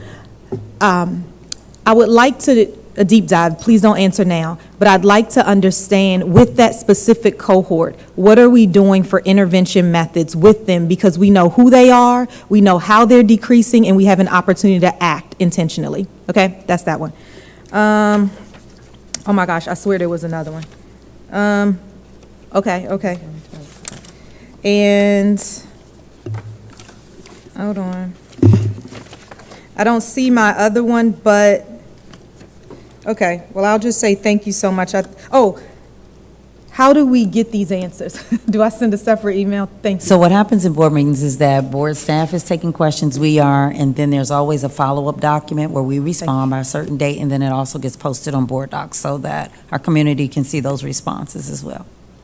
Okay, good. In my last 1 minute and 22 seconds, I would love to know, after you take a look at this and you have the strategic focus of what we're going to do, how we, as board members, can help in that. So for instance, as you're seeing things, I would love to know how I, as a board member with my schools and my principals inside of my community chats, things like that, where I can help to do that. Also, we already know from instruction that Dr. White told us before, we already know that we have all of these tools out there that's available to our students, but it's the communication, for some reason, everybody doesn't have it. So I'd love to be able to pair, these are the gaps that we see with the grades that we see. Here are the tools that can match what you can do, and that right there is what I should be taking in my community to say, hey, because my son, who's 10, needs that hey, and I'll say, even as a board member, I'm missing the mark on that too. So thank you, I am complete.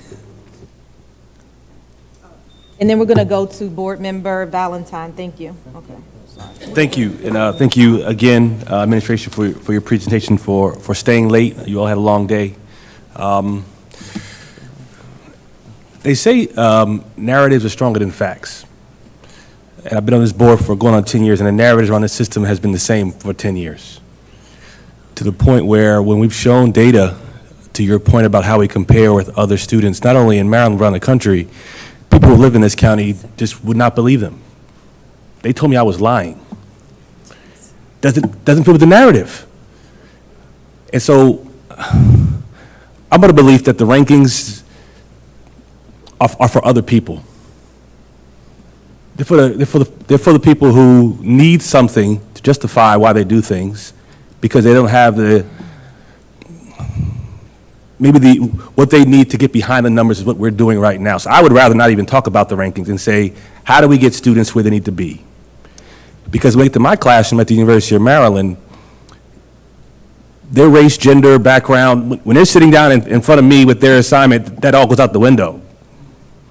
They don't come in with a sort of a pass. Professor Valentine, I came in, I'm from this district, we were ranked this, but I'm as good as all the other people who look like me. They're not in this class right now, but I swear, if you brought one in, I'd be better than him or her. It's not gonna help me out. And so I'll ask a pretty simple question. Like, what's working? And so, I mean, my understanding is that the greatest impact on development is going to be teacher instruction, the quality of the educator. And so, is it, again, simple questions, is it class size? Are classes too big? Do the teachers have too much to do outside of the quality instruction of just getting to the nuts and bolts? Is it the one-on-one instruction? Do they need more tutoring? Because clearly I don't believe that it's a capacity issue of our students to get what they need if they have the quality instruction. And so again, I'll quote a movie. Talk to me like I'm like a 10-year-old. How do we move this? Because it's been 10 years and we have these conversations. And I'm sure this COVID pandemic hit us harder than everyone else. But I'll just tell you, people don't care anymore. I mean, again, those things hit everybody. Us disproportionately, I get that. But in the end, when it's time to pay the piper, show me what you got. And so what's working, and how do we double down on those things? It's just recruiting certain teachers. If it's getting folks who work for NASA to come back into our system, if it's mathematicians who live to change careers, if it's getting people in smaller classrooms, if it's requiring tutoring. Again, talk to me like I just walked in yesterday, and this is how we move the needle, because a lot of the data, I get it, I love it, I've seen it, but in the end, I just need you to tell me what we need to do. Because again, this idea of where we rank in the state, I can give a damn. I really can. Not now. Because when it comes to Curtis Valentine, my son, and Ivy Valentine, those rankings don't mean to me. They really don't. And how my child compares to another kid in another part of the state, I can care less about that kid, because when I was coming up, my mom said, that's not my child. I don't care how they compare. I was good as that I don't care. What can we be doing particularly around the things that move the needle around teacher quality, teacher instruction, teacher recruitment, particularly around math, so we can get students where they need to be, so they can go to any school they want to in the country, regardless of what their race, background, or family income. So I'm going to start because I know my team is already have some answers. So let me first say, in-person instruction for our youngest learners is key. Mathematics, they need to be able to have that manipulative in front of them and to be able to understand that concept and be able to tangibly touch it and understand it. I witnessed it today in a second grade classroom. In a fifth grade, where still our fifth graders were using manipulatives to understand fractions. You cannot just put it on a piece of paper. And so we have been doing that, obviously, because of the pandemic. That's why the in-person is key. But having an educator in front of our students makes a difference. Now, I'm going to use this word educator because today I was in a kindergarten classroom where kindergarten students were actually writing a mathematics equation from a word problem. I walked out of that classroom and I said, that teacher is amazing. The principal said, that's a paraprofessional. So that is why I'm using the word educator. Because I'm one who went to the state and said, I need you to waive those requirements for people who were trying to remain in the classroom. That caring educator who understands content, who's willing to go above and beyond to deliver that content is what we need in front of our children. Sometimes that certified teacher is not always the person to deliver that content. That was a paraprofessional. I want to make sure I don't lose that paraprofessional because she did a phenomenal job today. So it's not just one solution, it's several, but those are two key ones, and I'm sure my team might add some more. Thank you, Dr. Golson. Absolutely. One of the things that our students have been engaged in over these last couple of years has been looking at a screen and learning mathematics through that screen. Having been a mathematics teacher previously myself, students do not learn mathematics effectively in that method. Students have to be able to utilize standards, connect standards to manipulatives. Manipulatives that promote conceptual understanding. Students have to understand the why this occurs. Why is 2 times 5 10? Why? When they learn that, and they learn that at an early age, those are those foundational skills that help them as they move forward. There are students that are telling me now, I have to convert fractions into decimals. How do I do that? They have to go back and activate that prior knowledge that was learned specific to the content area of mathematics. Writing, too, is a huge component of mathematics. It's imperative that students are able to write, that students are able to understand what is written. So that is a practice that is to occur within the classroom. But I'll tell you first, what we have to all do is to understand the data. What does the data say? Ultimately, data is to inform instructional practice.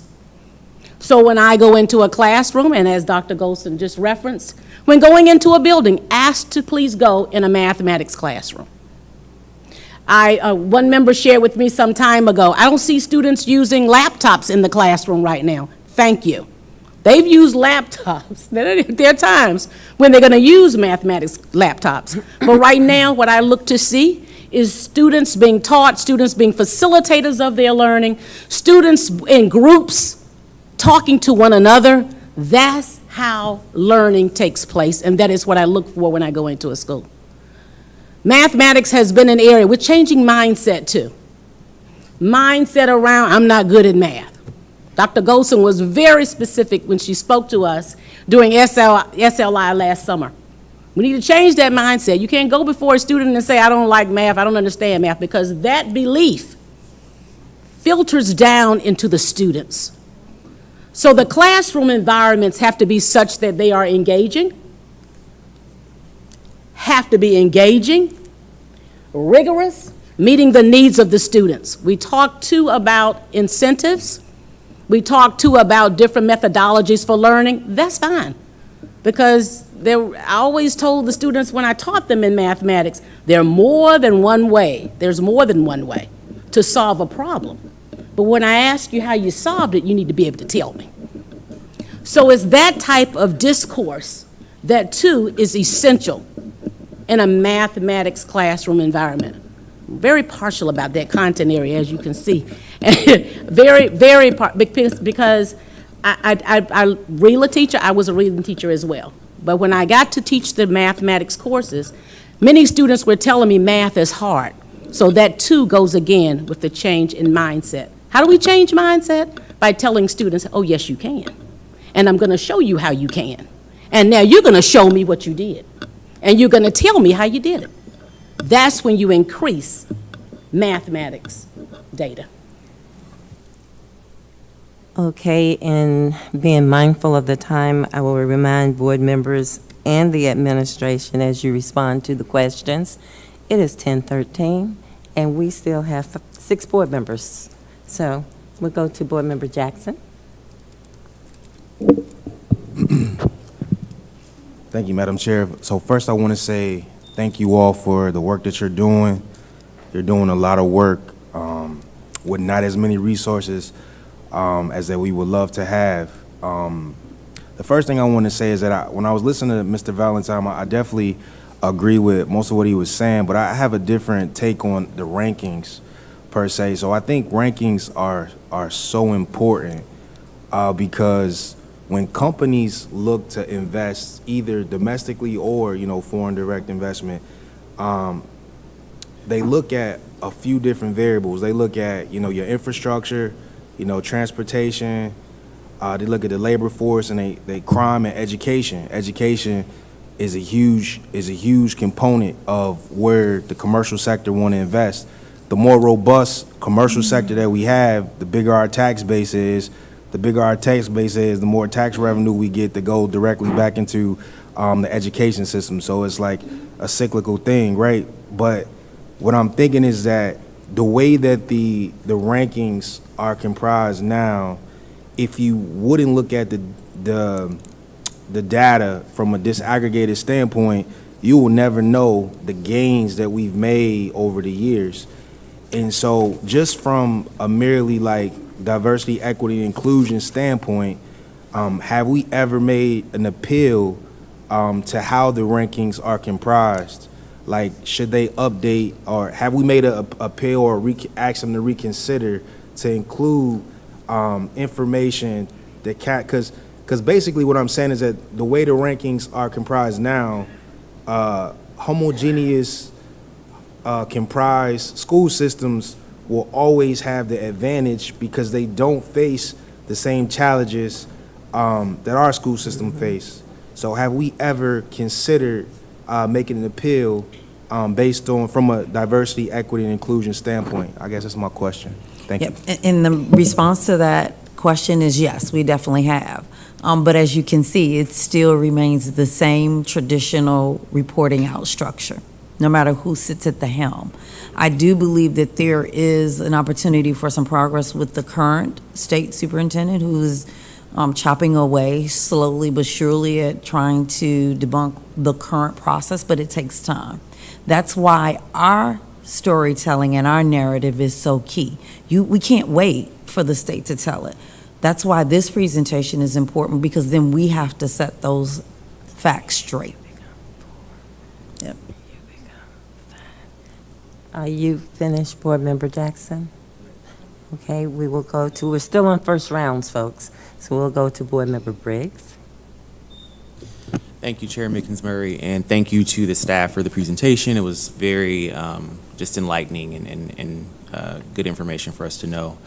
I just want to start by saying that I had a parent in my district reach out to me this past week, and she opened up and she was vulnerable about her concerns about her and her husband, who have lived in the district for a number of years. They have the means and the opportunity to move their child away to a more well-off district, potentially send them to private school, but they're committed to Prince George's County because she has been a longtime resident. She grew up, she went to Prince George's County schools. And she said to me, I don't feel that I have a number of options. If it's not the public charter schools that I have to be in the lottery system for, then it's the selective enrollment opportunities.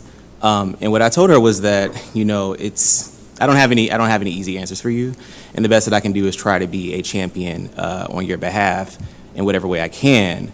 But as I'm looking at this data and as I'm thinking as a parent, as a former teacher, and as a community member, I know that these results can be disheartening. And I think also, as a former educator, I would take into account that the pandemic has rocked education across the nation.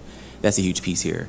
But something that I said to the parent when I was speaking to her was that, a big part of this is also about what happens when students go home. And I think that, a large part of the data that I saw here was we have a significant amount of free and reduced price lunch students. So these are students that, tend to be lower income for those who wouldn't make that connection. Students that are low income, students that are English language learners. And so I think the stories behind that are also equally important. When you have a child that's a teen, and I think I want to add the extra layer of the opioid crisis that we have right now, the drugs that are happening in schools. I've talked to a number of principals that have mentioned that. And so I think kids and families are navigating a lot of things. You can have an amazing teacher, an amazing paraprofessional, amazing principal that's doing great things, but students still have to go back home to their community, and they have to go back home to potentially a parent that's working multiple jobs, that's not there. They are the primary caretaker of their sibling.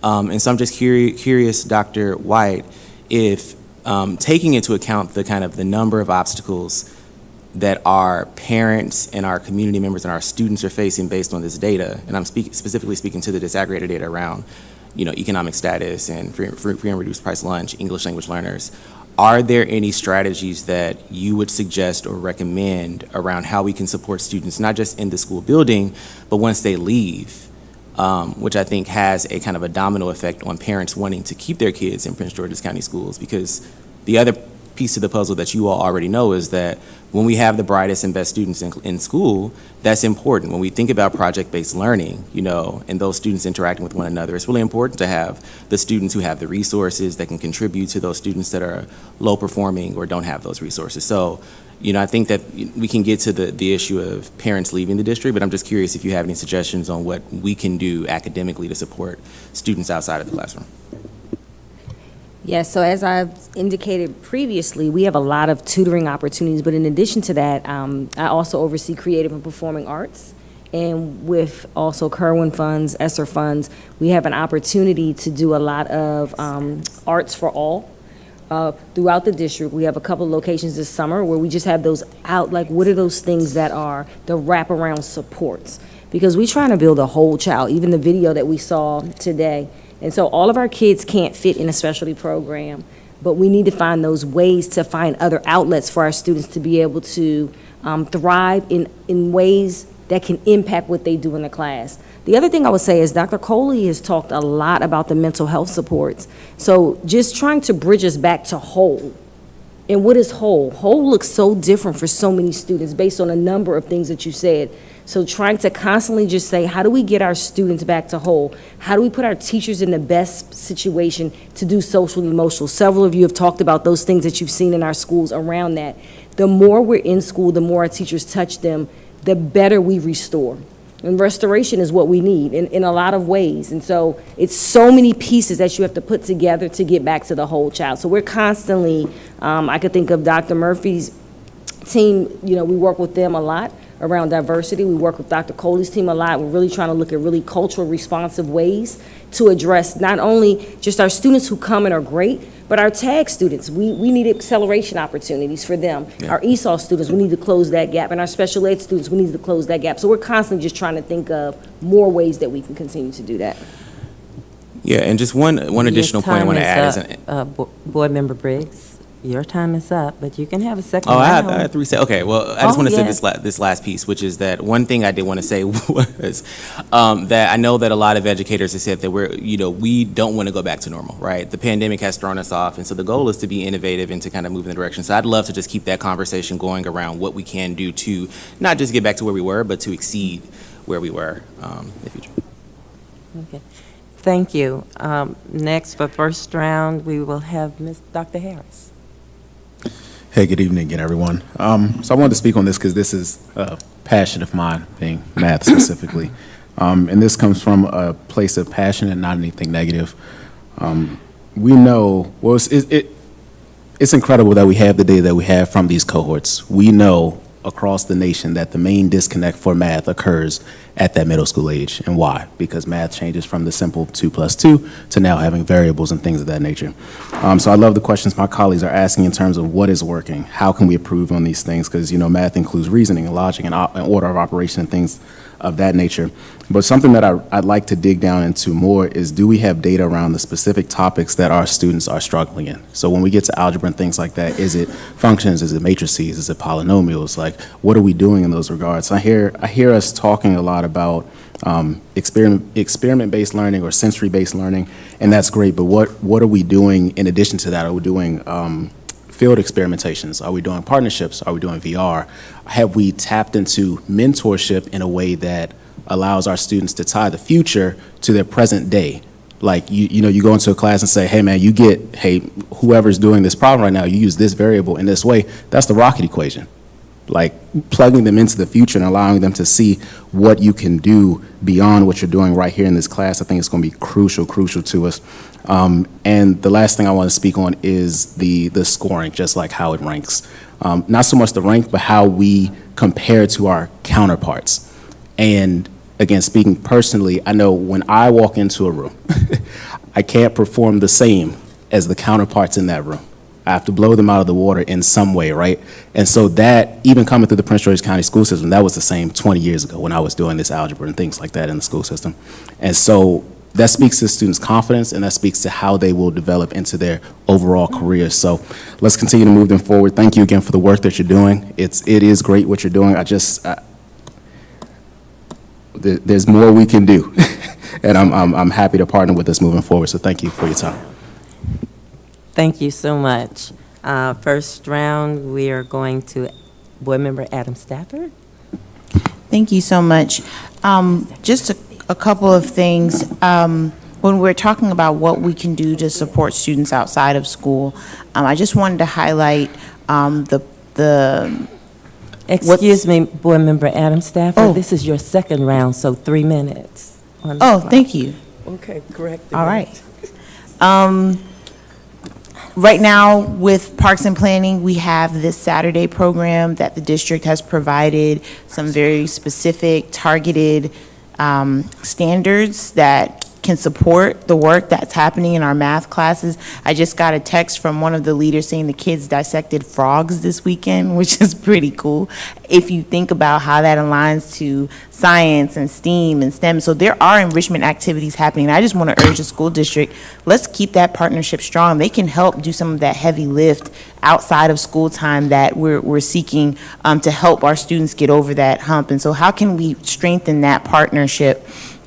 Additionally, I just wanted to say, can we support with more professional development, more support for that project-based, that experiential-based professional development? Can we, provide more funding for that next year to help grow some of the work that you've started? And lastly, just to speak to my colleague, Board Member Valentine and Board Member Jackson, I think that what we need to really, as a school district, really position ourselves as national leaders in supporting students of color in the areas that we have that are excellent. And I think that, I don't understand why we can't just write a white paper. We have a whole amazing data department. We have all of these resources, folks that have had years of experience doing this work. The work that we're doing, like with our Latinx students in AP, that's something that every school district in America is trying to figure out. How do we support these students in getting over that hump? We should write our own white paper. We don't have to wait for someone to recognize us. We just need to step out as leaders in the areas of culturally responsive education at a time where, again, nationally, people are shying away from the culturally responsive things that we are doing in our district. We just need to say for ourselves what we're doing and put that out there, write our own briefs and papers and white papers and invite people to come see what we're doing here that's successful. So I just want to encourage you all to use your voices on the national stage to just share some of these highlights, and we don't have to wait for anyone else. Right. Thank you so much. We are going, I think Board Member LaSalle Frazier, first round. Thank you, Madam Chair. I have a couple of questions in terms of what I saw in the data for the ESOL population. It named 56% of our students being in the ESOL. And then I think I heard it said that they're still in high school, they're remaining for a long period of time, continuing into high school. Is that correct? Or can you help me understand how long are students staying within the ESOL program, and how many years does it take them on average to go into mainstream classes? So that's the first question. The second question is, can you help me to understand what's the difference between economically disadvantaged and farms? That's the second question. Then the third question, the 71% of farms, does that include our charter schools, or is that exclusively our public schools? And the fourth question is, to what do we attribute the low number of identification of Latinx in the TAG program?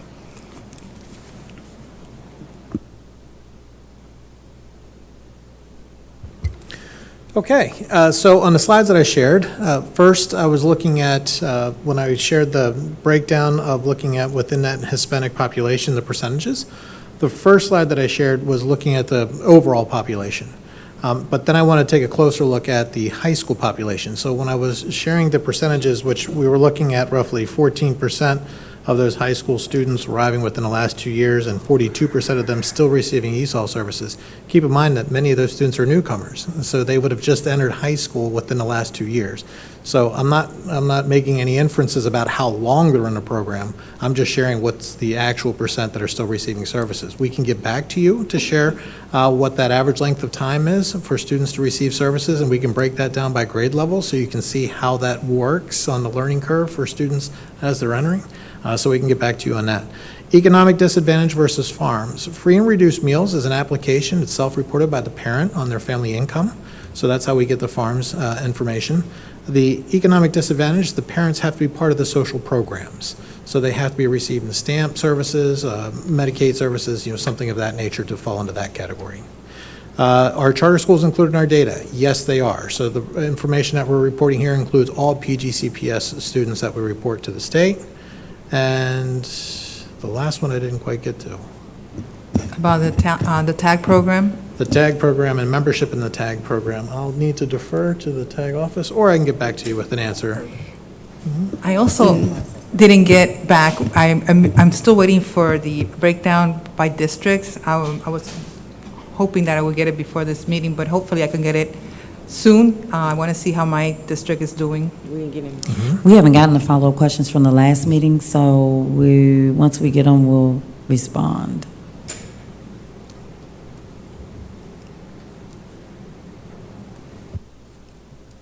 You'll get back to me about TAG? No one has an You answer wanted for to me? know, you wanted to know how they enter into TAG. Yeah. So we test students in first grade, we test them again by the time they get to third grade, and then any student that comes after third grade, we test that population of students once a year. Also for our students who may not attend our schools, their parents that are coming in, their parents can request testing from us.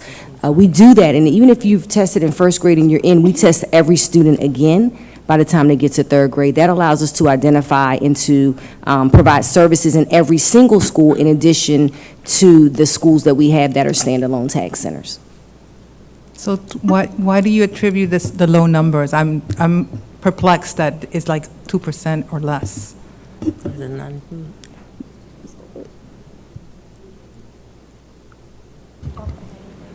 Yeah, so we can get back to you with greater specificity of what those percentages look like in a breakdown. But I what think it was 2.6. Well, overall population for a TAG is 5%. So when you're looking at it within each of the percentage makeups for the different demographics, we can share that information to clear it up for you. Thank you. Thank you so much. Now we will go to a second round with Board Member Fields. Just an observation, because I think I heard a lot of great comments from my colleagues, and I want to follow up on what Board Member Adam Stafford said, because I think that she is correct. The uniqueness of our school district at a time in this country that is running away from the issues that we are tackling puts us in a very unique position as a school district. And I really think we have to embrace that. We're well aware of the problems before us. They're not problems that are unique to Prince George's County Public Schools. And so I think we have to turn the corner. This is where the blueprint intersects with our outcomes. We are on the cusp of a major education reform initiative in this state that will take us over a decade to achieve, but we have the resources now that we can address a lot of the issues that we see coming up in this report card. So for the public that is watching this meeting tonight, rest assured, I think that this district is focused, that it understands the problems in front of it. We're not ignoring the problems. We're well aware of the problems, and I think we have a board that's committed to addressing these issues. And I really appreciate my colleagues tonight for the intensity of this discussion and for the focus on this discussion. So when we hear the public say focus on our children, that is precisely what we are doing in this moment. And it's just good to be at this point right now as a board member. Thank you so much, Board Member Fields. Vice Chair Walker? Yes, thank you. Second round. Second round, 3 minutes. And so this does not require feedback from the staff, however, notes to be taken for future consideration and getting back. The first one is, now that we have our individual report cards sent home, I have mine as well, are there expectations of adjustments in small groups within our classrooms? Is that clear? Excellent. I'm hoping the answer is yes. So I think the question is, how will we ensure that we have renewed small groups inside of the classrooms in order to help to close the gap? That's the question. The second, and thank you. The second one, Dr. Coley, thank you for your talk to us. I'm really inspired at the possibilities inside of our classroom. As an educator, I know the day-to-day can get really frustrating, and sometimes you're so focused on just teaching to the curriculum. So my question in digging is, how can we use creative teachers with success, like the paraprofessional that we heard about today, that's doing amazing things and thinking out the box to re-energize other folks? And I just wrote down, what about a road show? So you don't have to tell me now, but I would love to use the resources that we have, because these gaps are large, and it's our children inside of the school. So thank you very much for looking into that. I think that to resources that we talk about, we have the resources right here. The number 3. This is to Dr. Goldson. Thank you in advance for this. Is requesting you to send a renewed reminder to our principals inside of our districts that math instruction is key, and they can say yes to us partnering inside of the classroom, because we are not a hindrance. We are there to absolutely help to bridge the gap. Thank you for that. Number 4, how can we re-engage our parents? I'm going to put a pause right there. How can we better re-engage our parents? And what I wrote here is a parent campaign. What I wrote is for you all to consider, and I'm happy to come on board I have some ideas, but I would love to see us have an intentional campaign to really re-engage our parents, our PTOs, our parent organizations, and get folks out. We know we have gaps inside of our classrooms, and there's parents that are ready to go inside of the classrooms and help. And I think that the gap is that sometimes our schools don't see it as help when the teachers come in. But if we can have some type of process whereby we can have groups go in and be able to help with small groups, reading and math, where our gaps are, because we know them, okay? That's number 4. Number 5, board members. I would love to see us support each other in our programmings inside of our districts. I think that we are doing phenomenal things inside of our districts. I'm at 3 minutes already? Yes. Lord, today. Yes. Okay, thank you. Thank you. You know, you can write that down and I send it to am. them. All right. Second round, Board Member Jackson. Thank you. So first I'd like to say I'm excited that we have so many similar opinions about the rankings and test scores and how it's being told. And I'll definitely like to work with Board Member Fields and Board Member Shayla to see how we can come together and figure out how to tell our story, but also we'll definitely have to partner with the third party to do it because, you know, it takes the objectivity out of it when it's coming from PGCPS school board, so we'll have to figure out, you know, how to collaborate with some other institution, and definitely under the guidance of Dr. Golson as well, if that's permissible. My question is, as far as with the ESOL students, and you could forgive me for my ignorance, I just don't know. So I was listening to the stats where it was like something like 42% or something like that of kids that were in high school that speak 42% had only been in the States for like less than 2 years or something to that tune or something like that. What was the stat?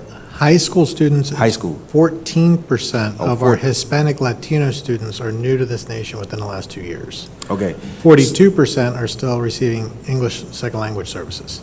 Okay. Yeah, so I guess my question is, if we're identifying that ESOL students may have some challenges, making that 4-year high school graduation requirement, what's the model that we have? Like, I know we have places like, you know, the Largo International High School and stuff like that, but are there like summer enrichment programs or something like that that helps get them caught up to speed? Just an honest question. I don't know. They're included with our other programs, and we do have specific programs for them, but we also do specific programming in school.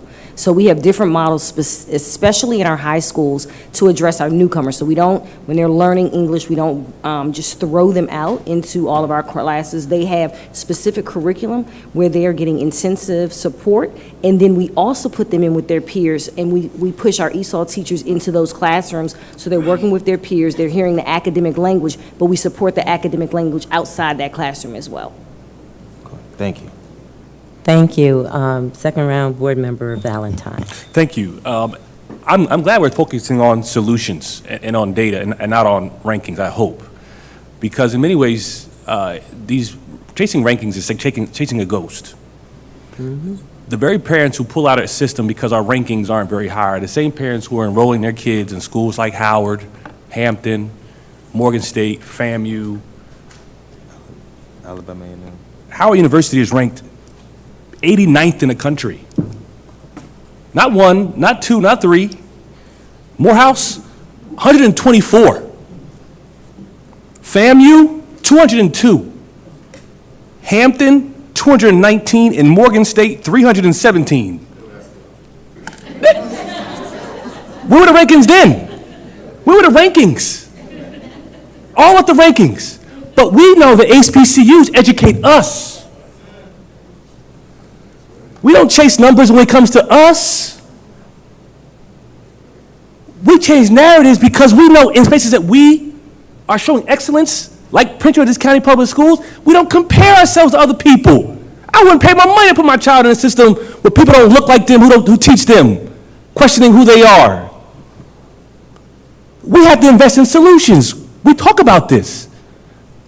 We have career pathways into STEM program that children are applying mathematics to building homes. Who else is doing that in the state of Maryland? CTE around, I was at Crossland High School last night, my son, at basketball practice. They're fixing cars. A car is a big computer. If you don't know mathematics, you can't fix a car. We'll talk about schools like CMIT. We need more seats where we know that schools are working. And we need to change narratives about mathematics. Guess what? Mathematics was created in Africa. Pythagoras was a black man. Who taught me that? My valedictorian from Morehouse College who went to got a doctorate in Egyptian mathematics. And teaches where? At Howard University. We created math. That's the narrative I want to hear. This is ours. And so I don't chase the rankings because the same people who are going to be calling me to try to get the son in the Morehouse. 124th in the country? I know what Morehouse does. Spelman, FAMU, Alabama A&M. And rankings didn't matter when we applied there because we knew when we went there, they would see us for who we were, black in excellence. That's what Prince George's County produces. Black excellence. Thank you, Board Member Valentine. Board Member Jackson, you would be going for a third round, so I will ask you, can you send it in writing to the staff because we're only on number 5 of this agenda that has 10 items. We will go to Board Member Struthers, though, because she has not had an opportunity. I appreciate it. I just wanted to wrap this up with a quote that I read some time ago that made me really proud. This is the Fordham Institute in December of 21, America's Best and Worst Metro Area School Quality. Amazon may have made a mistake in locating its headquarters in Northern Virginia instead of, say, Maryland's Prince George's County, which is less affluent and much more diverse, but boasts schools that are helping kids make more progress, especially ones we control for demographic factors. Third, we have been recognized by third party. So I just wanted to offer that, and it's out there, and let's keep doing it. Thank Thank you. you. I will go to you, Jackson, and you, but Frazier she has to do her second round, so this would be your third round, so Ms. Frazier. Thank you. I don't know. I don't think my light is working. It was on. Okay. Oh, it wasn't supposed to be on? Okay, thank you. No, yeah, my second round, I wanted to address the students with disabilities. They're trailing both in language arts and math. How are we uniquely addressing their needs? One of the first things we do is look at, so one of the questions you did ask earlier about standards, or I think Board Member Harris asked, I just wanted to pull this in together, is that when we receive the assessments, both internal and external, we can see the standards. And it allows us to go back and look at our curriculums, look at the professional development we're offering. So with our students with disabilities, we use the opportunities with their individualized education plan to really look at the areas that they need to focus on, to really work with the teachers on bridging through accommodations to spiral down the instruction down. So you have to keep them on grade level content, but how do you do that in a way where they have access to it? And so we spend time with professional development with our teachers. We spend time making sure that they know how to do that. And we also work with closely, because both are under me, special education and core content, on how do we bridge the curriculum so that when it's put in front of them, it's done in a way that's supportive. We invest a lot in our special education teachers and giving them the time and space to create. We try to bring in a lot of manipulatives and a lot of outside resources to also support those students, not only in our classrooms, but at home. Thank you. Then my last question during this round is, I'm curious about the 44% of students that are not in ESOL. I'm wondering, is there a way that I can get data that shows how they're doing? Because I would wonder that they're doing a lot better than our ESOL students, but I want to see how much better they're doing. So if I can get that data, that would be wonderful. All right, Board Member Jackson, I will give you 1 minute, then I need to ask my questions. Thank you. Okay, only thing, I just want to respond to Board Member Valentine. I definitely love Black excellence. You'll never hear me say anything about an HBCU because I love HBCUs. I graduated from HBCU. You went to Morehouse, but you also went to Harvard too. I went to Alabama A&M. I also went to Georgetown too. And you got to understand, this is the game that we're in. This is the game that we got to play. Rankings, what I'm talking about, how people view our education system is how they're going to invest into our community. It's like in theory, everything you're saying is good, like Black excellence, all of that's great. But when the companies look to invest in different communities, where they want to bring Amazon, where they want to bring Northrop Grumman, where they want to be Boeing, that's going to help bolster our commercial tax base, we need to make sure that our rankings reflect the students. And that's why I'm saying that we need to take another look at our rankings from a diversity and equity standpoint so we can really tell the narrative that's what's really going on in the community. Not saying anything bad about our schools or anything like that. I'm just saying we got to play the game that we're in. Thank you so much. I've learned a lesson tonight. In the Maryland State data will be a work session next year. So I just want to let y'all know. Mr. Saron Ruiz, and this is your first round, but you're not going to take it all right. Okay, cool. No, mine will, I just request this to be put along with the other follow-ups, so just be question, we don't need a response, it's 10:48, but in the follow-ups for the public and myself to see. So could you, in the follow-up, send some of the main strategies to engage our parents of ELL and Latino students? I know we're not trying to focus on the ranking and the scores, but a reality that cannot be dismissed is that these students do not have the same support at home as some of our other students, and so I think we definitely see that within the data that's being shown and displayed.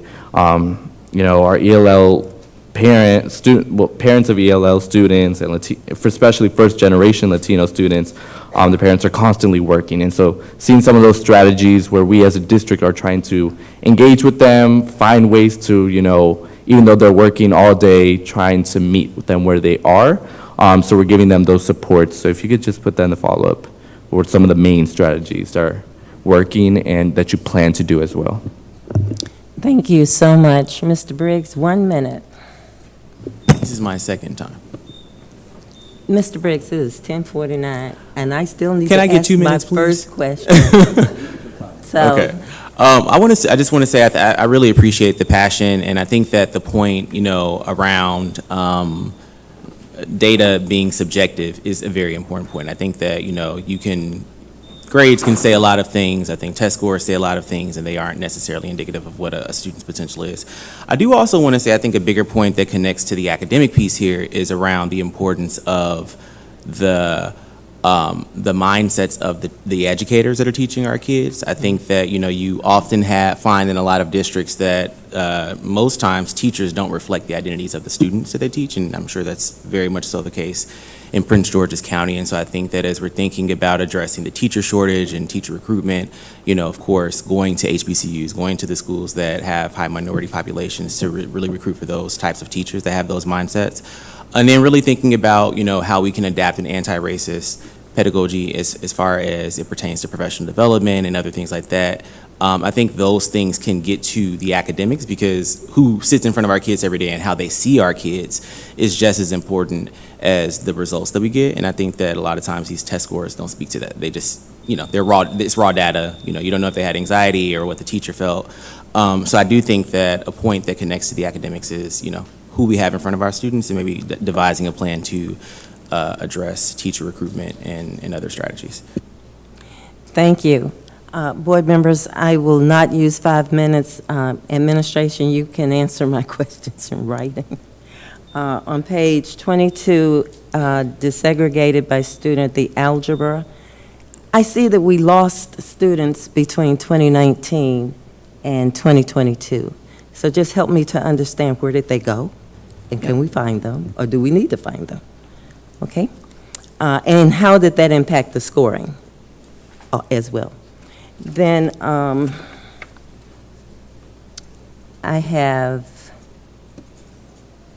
is data available down to the school level?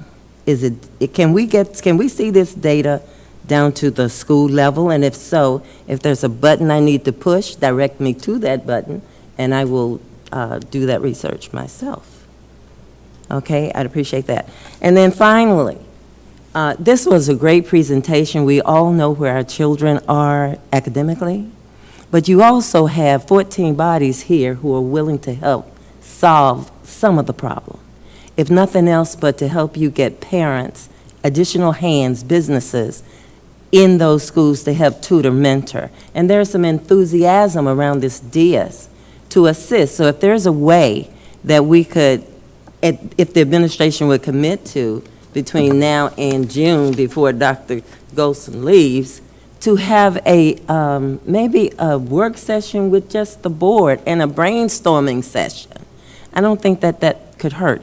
And also, board members, Adam Stafford's thought about branding, looking at ourselves and what are we doing great? Because I believe we can change the conversation.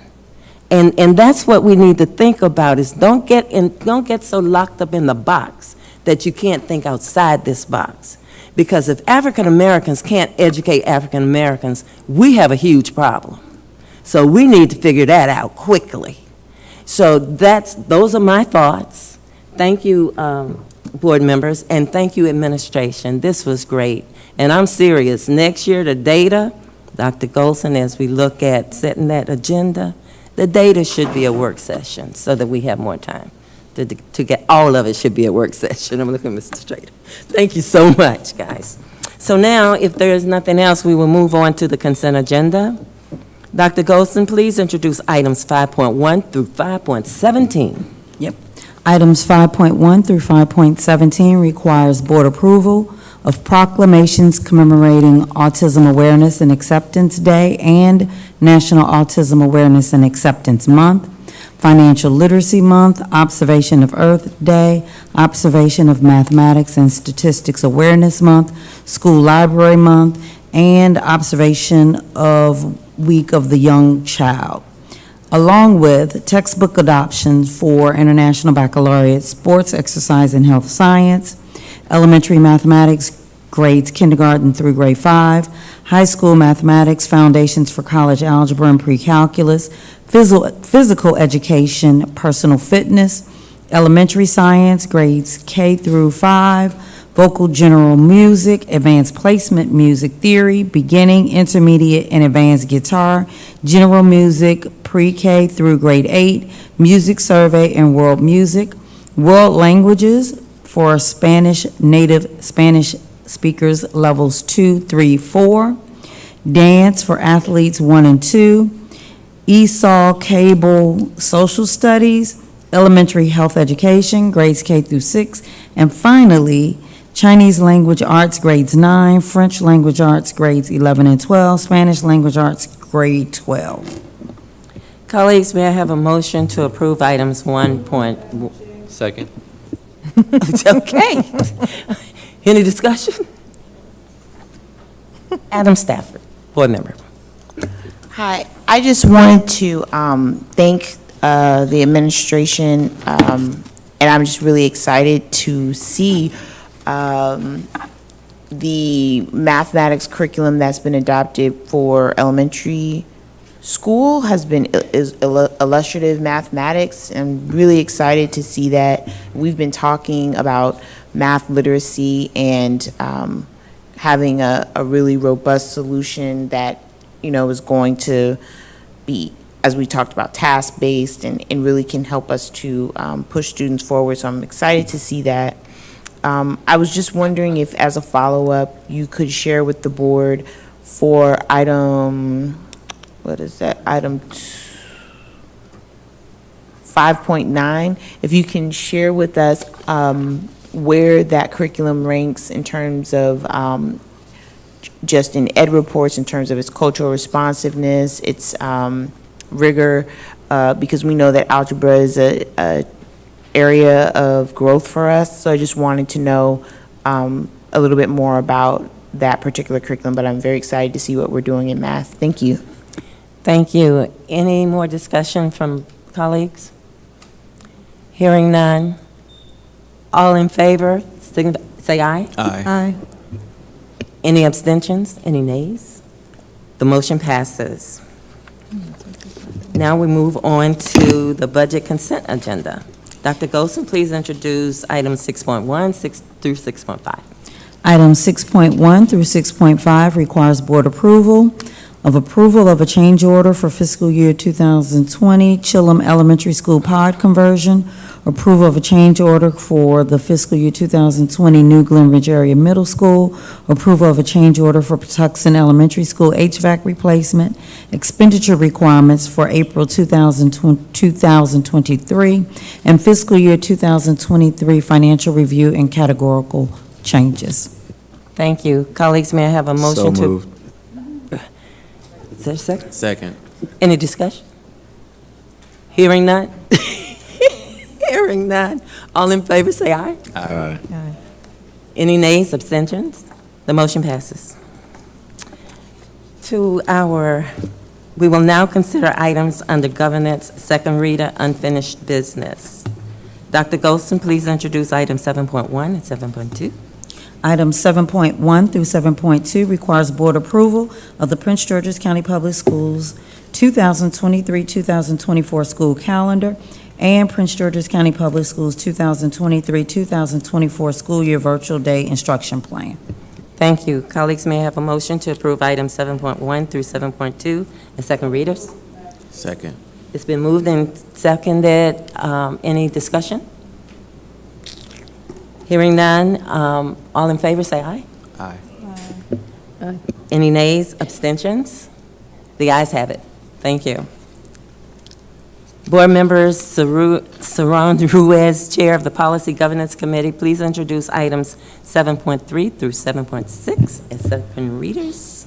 Thank you, Madam Chair. On behalf of the Policy and Governance Committee, I move that the following policies, Policy 0104, Title IX, Discrimination, Harassment on the Basis of Sex, Policy 0108, Code of Conduct, Policy 3500, Naming of Schools, School District Facilities, Dedicating Areas of School and School District Facilities or Grounds and Erecting Monuments, and Policy 4200, Rules and Procedures and Hearings requested under Section 6202 and Appeals and Hearings under Section 4205 of the Education Article to be advanced as second reader and final passage. So moved. Colleagues, may I have a motion to So approve moved. items 7.3 through 7.6? So moved. Second. It has been moved and properly seconded. Any discussion? Hearing none, all in favor, say aye. Aye. Motion passes.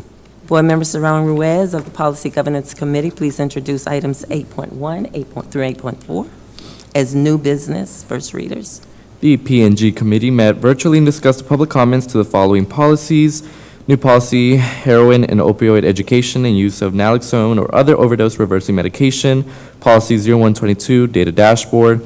Policy 2214, disturbing activities and trespass warnings. And Policy 8100, Board of Education standing committees and focus work groups. The committee votes unanimously to forward the policies to the full board for advanced consideration. On behalf of the P&G Committee, I move that the policies be advanced as first reader. Second? Second. Second. It's been moved and properly seconded that items 8.1 through 8.4 as new business, first readers. Any discussion? Seeing none, hearing none, all in favor, say aye. Aye. Aye.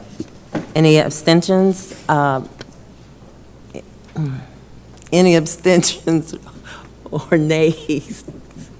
Hearing none, motion passes. We will move now to 10.1, the minutes, which we moved to 10.1. Yes, ma'am. Oh, yeah. Dr. Miller. Yeah, microphone. We're talking it. Thank you. I would like to ask the board to concur with postponing and putting these minutes on the next agenda since there's going to be a lot of discussion and because of the lateness of the hour. Does anybody have any objections to that? Did you make it a motion? I move that we postpone approval of these minutes until our next board meeting. So moved. Second. So moved. It has been moved and properly second, but I offer an amendment to the motion. Oh, two amendments? Go with yours first. Okay, it might be the same one potentially. The friendly amendment. Microphone. Microphone. Oh my gosh, thank you. The friendly amendment I would like to see if you would accept is, there were a number of changes that were already asked that we did here. If we can have our staff, and I'm sorry, you guys, go through the video just to make sure for these four that it's the right acceptance, please. That's my, I don't know if you're going to say yes to that, but that was going to be my friendly recommendation, amendment. Okay, before we, any second to her amendment, are you accepting it? Are you accepting? Whatever it is. as long as we can end tonight. Yes, we will be able to end. I was just adding that piece Well, there. I have Okay. an amendment because the September 15 minutes were under Dr. Madam Chair? Yes. Speak in your mic, please. I hear you. Have to get it closer. I'm not sure what the members' intentions were. The minutes, of course, the approval can be postponed to the next meeting. Right. I'm not sure what the idea about the video is. Oh, okay, we're back to you. No problem. I can just, it's just clarity in the question, no problem. When we did have an opportunity to talk earlier, there were a number of people that, there were a few, not people, there were a few instances where there seemed to be discrepancy against what was written inside of the minutes and what actually happened. A way to be able to firmly define what that is to look at the video, which will tell us exactly what happened. And so you wanted to say something? What was the discrepancy? There was a couple, and I think that's why I'm sorry that you missed those. There were at least two that I heard today. But, okay, since we're having this discussion, I need to add Yeah, that the please. September 15 minutes were Dr. Miller's minutes under her watch. So my ask is that Dr. Miller address those concerns that she raised about those minutes. The rest of the minutes, I can postpone, and we can come back with, I'm okay with that. So, Mr. Swett, help us to make a good motion so we can leave. So there's a motion on the floor. The motion would be Yes, to postpone the approval of the minutes until the next meeting. Okay, And period. these are the minutes that will be approved at the next meeting. Okay, Dr. But we Miller, do you did accept vote, that? sorry, didn't we vote, we did vote on the September one. No, we didn't. That's the one Okay. she's, I that's thought we the did one vote that on she's that. Okay. qualifying. Okay. So, Thank you, everybody, I appreciate that. Madam Chair, Please, just so that help. the record's clear, it's my recollection that we did vote down the September 15th minutes. We did. We did. So that motion failed. I know I didn't make it up, thank you. so it failed, so we're not bringing that one back? Is that what you're No. saying? Because he's saying we can bring anything back to second So session. they have to be approved at the next meeting. Yes, Okay, but- so that one is coming back, and now the other three need to come back as well. So we will have 4 minutes coming back on April the 27th.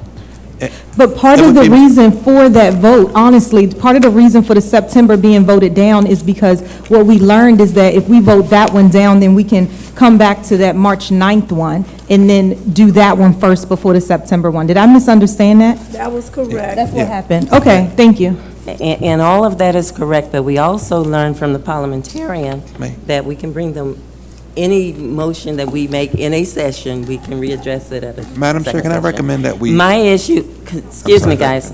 My issue is that the September 15 minutes were those from Dr. Miller's reign as chair of this board. So I am saying that Dr. Miller should be the person to fix that. And I will take care of the rest. Well, May I, So, are you yes. finished? May I suggest that we first move to postpone the 4 sets of minutes till the next meeting? And then we're if- going to do that. That and- was just part of the discussion. And then if there's other things we want to do, we have a separate motion to do that, just so that Yeah. it's clear what we're doing. That's right. So there's a motion on the floor and seconded that we postpone all of the minutes to the next session of the board, which will be April 27th. I believe that's a good motion. Yes. And So has it been seconded? Second. it's been seconded, but I have Dr. Miller and Dr. Harris. Dr. Harris says no. Dr. Miller? Your light is on. Turn it off? Okay, thank you. So, all right, so there's no discussion, I All believe you right, can vote. any discussion? All in favor, say aye. Aye. And the motion, any nays, any abstentions? No. The motion passes.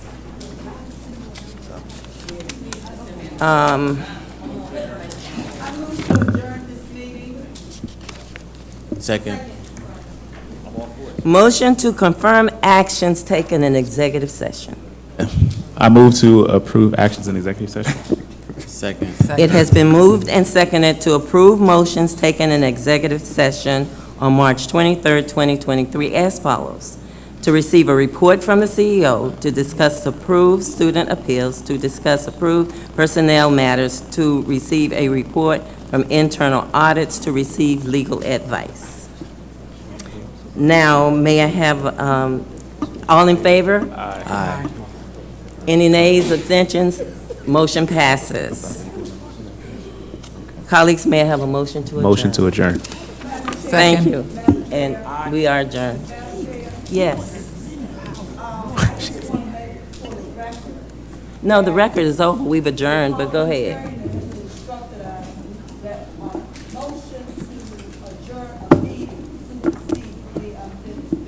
Juanita, I get it, but tonight is not the night. I'm done. I am so done. I am so done. The 15th, the September 15th minutes are yours.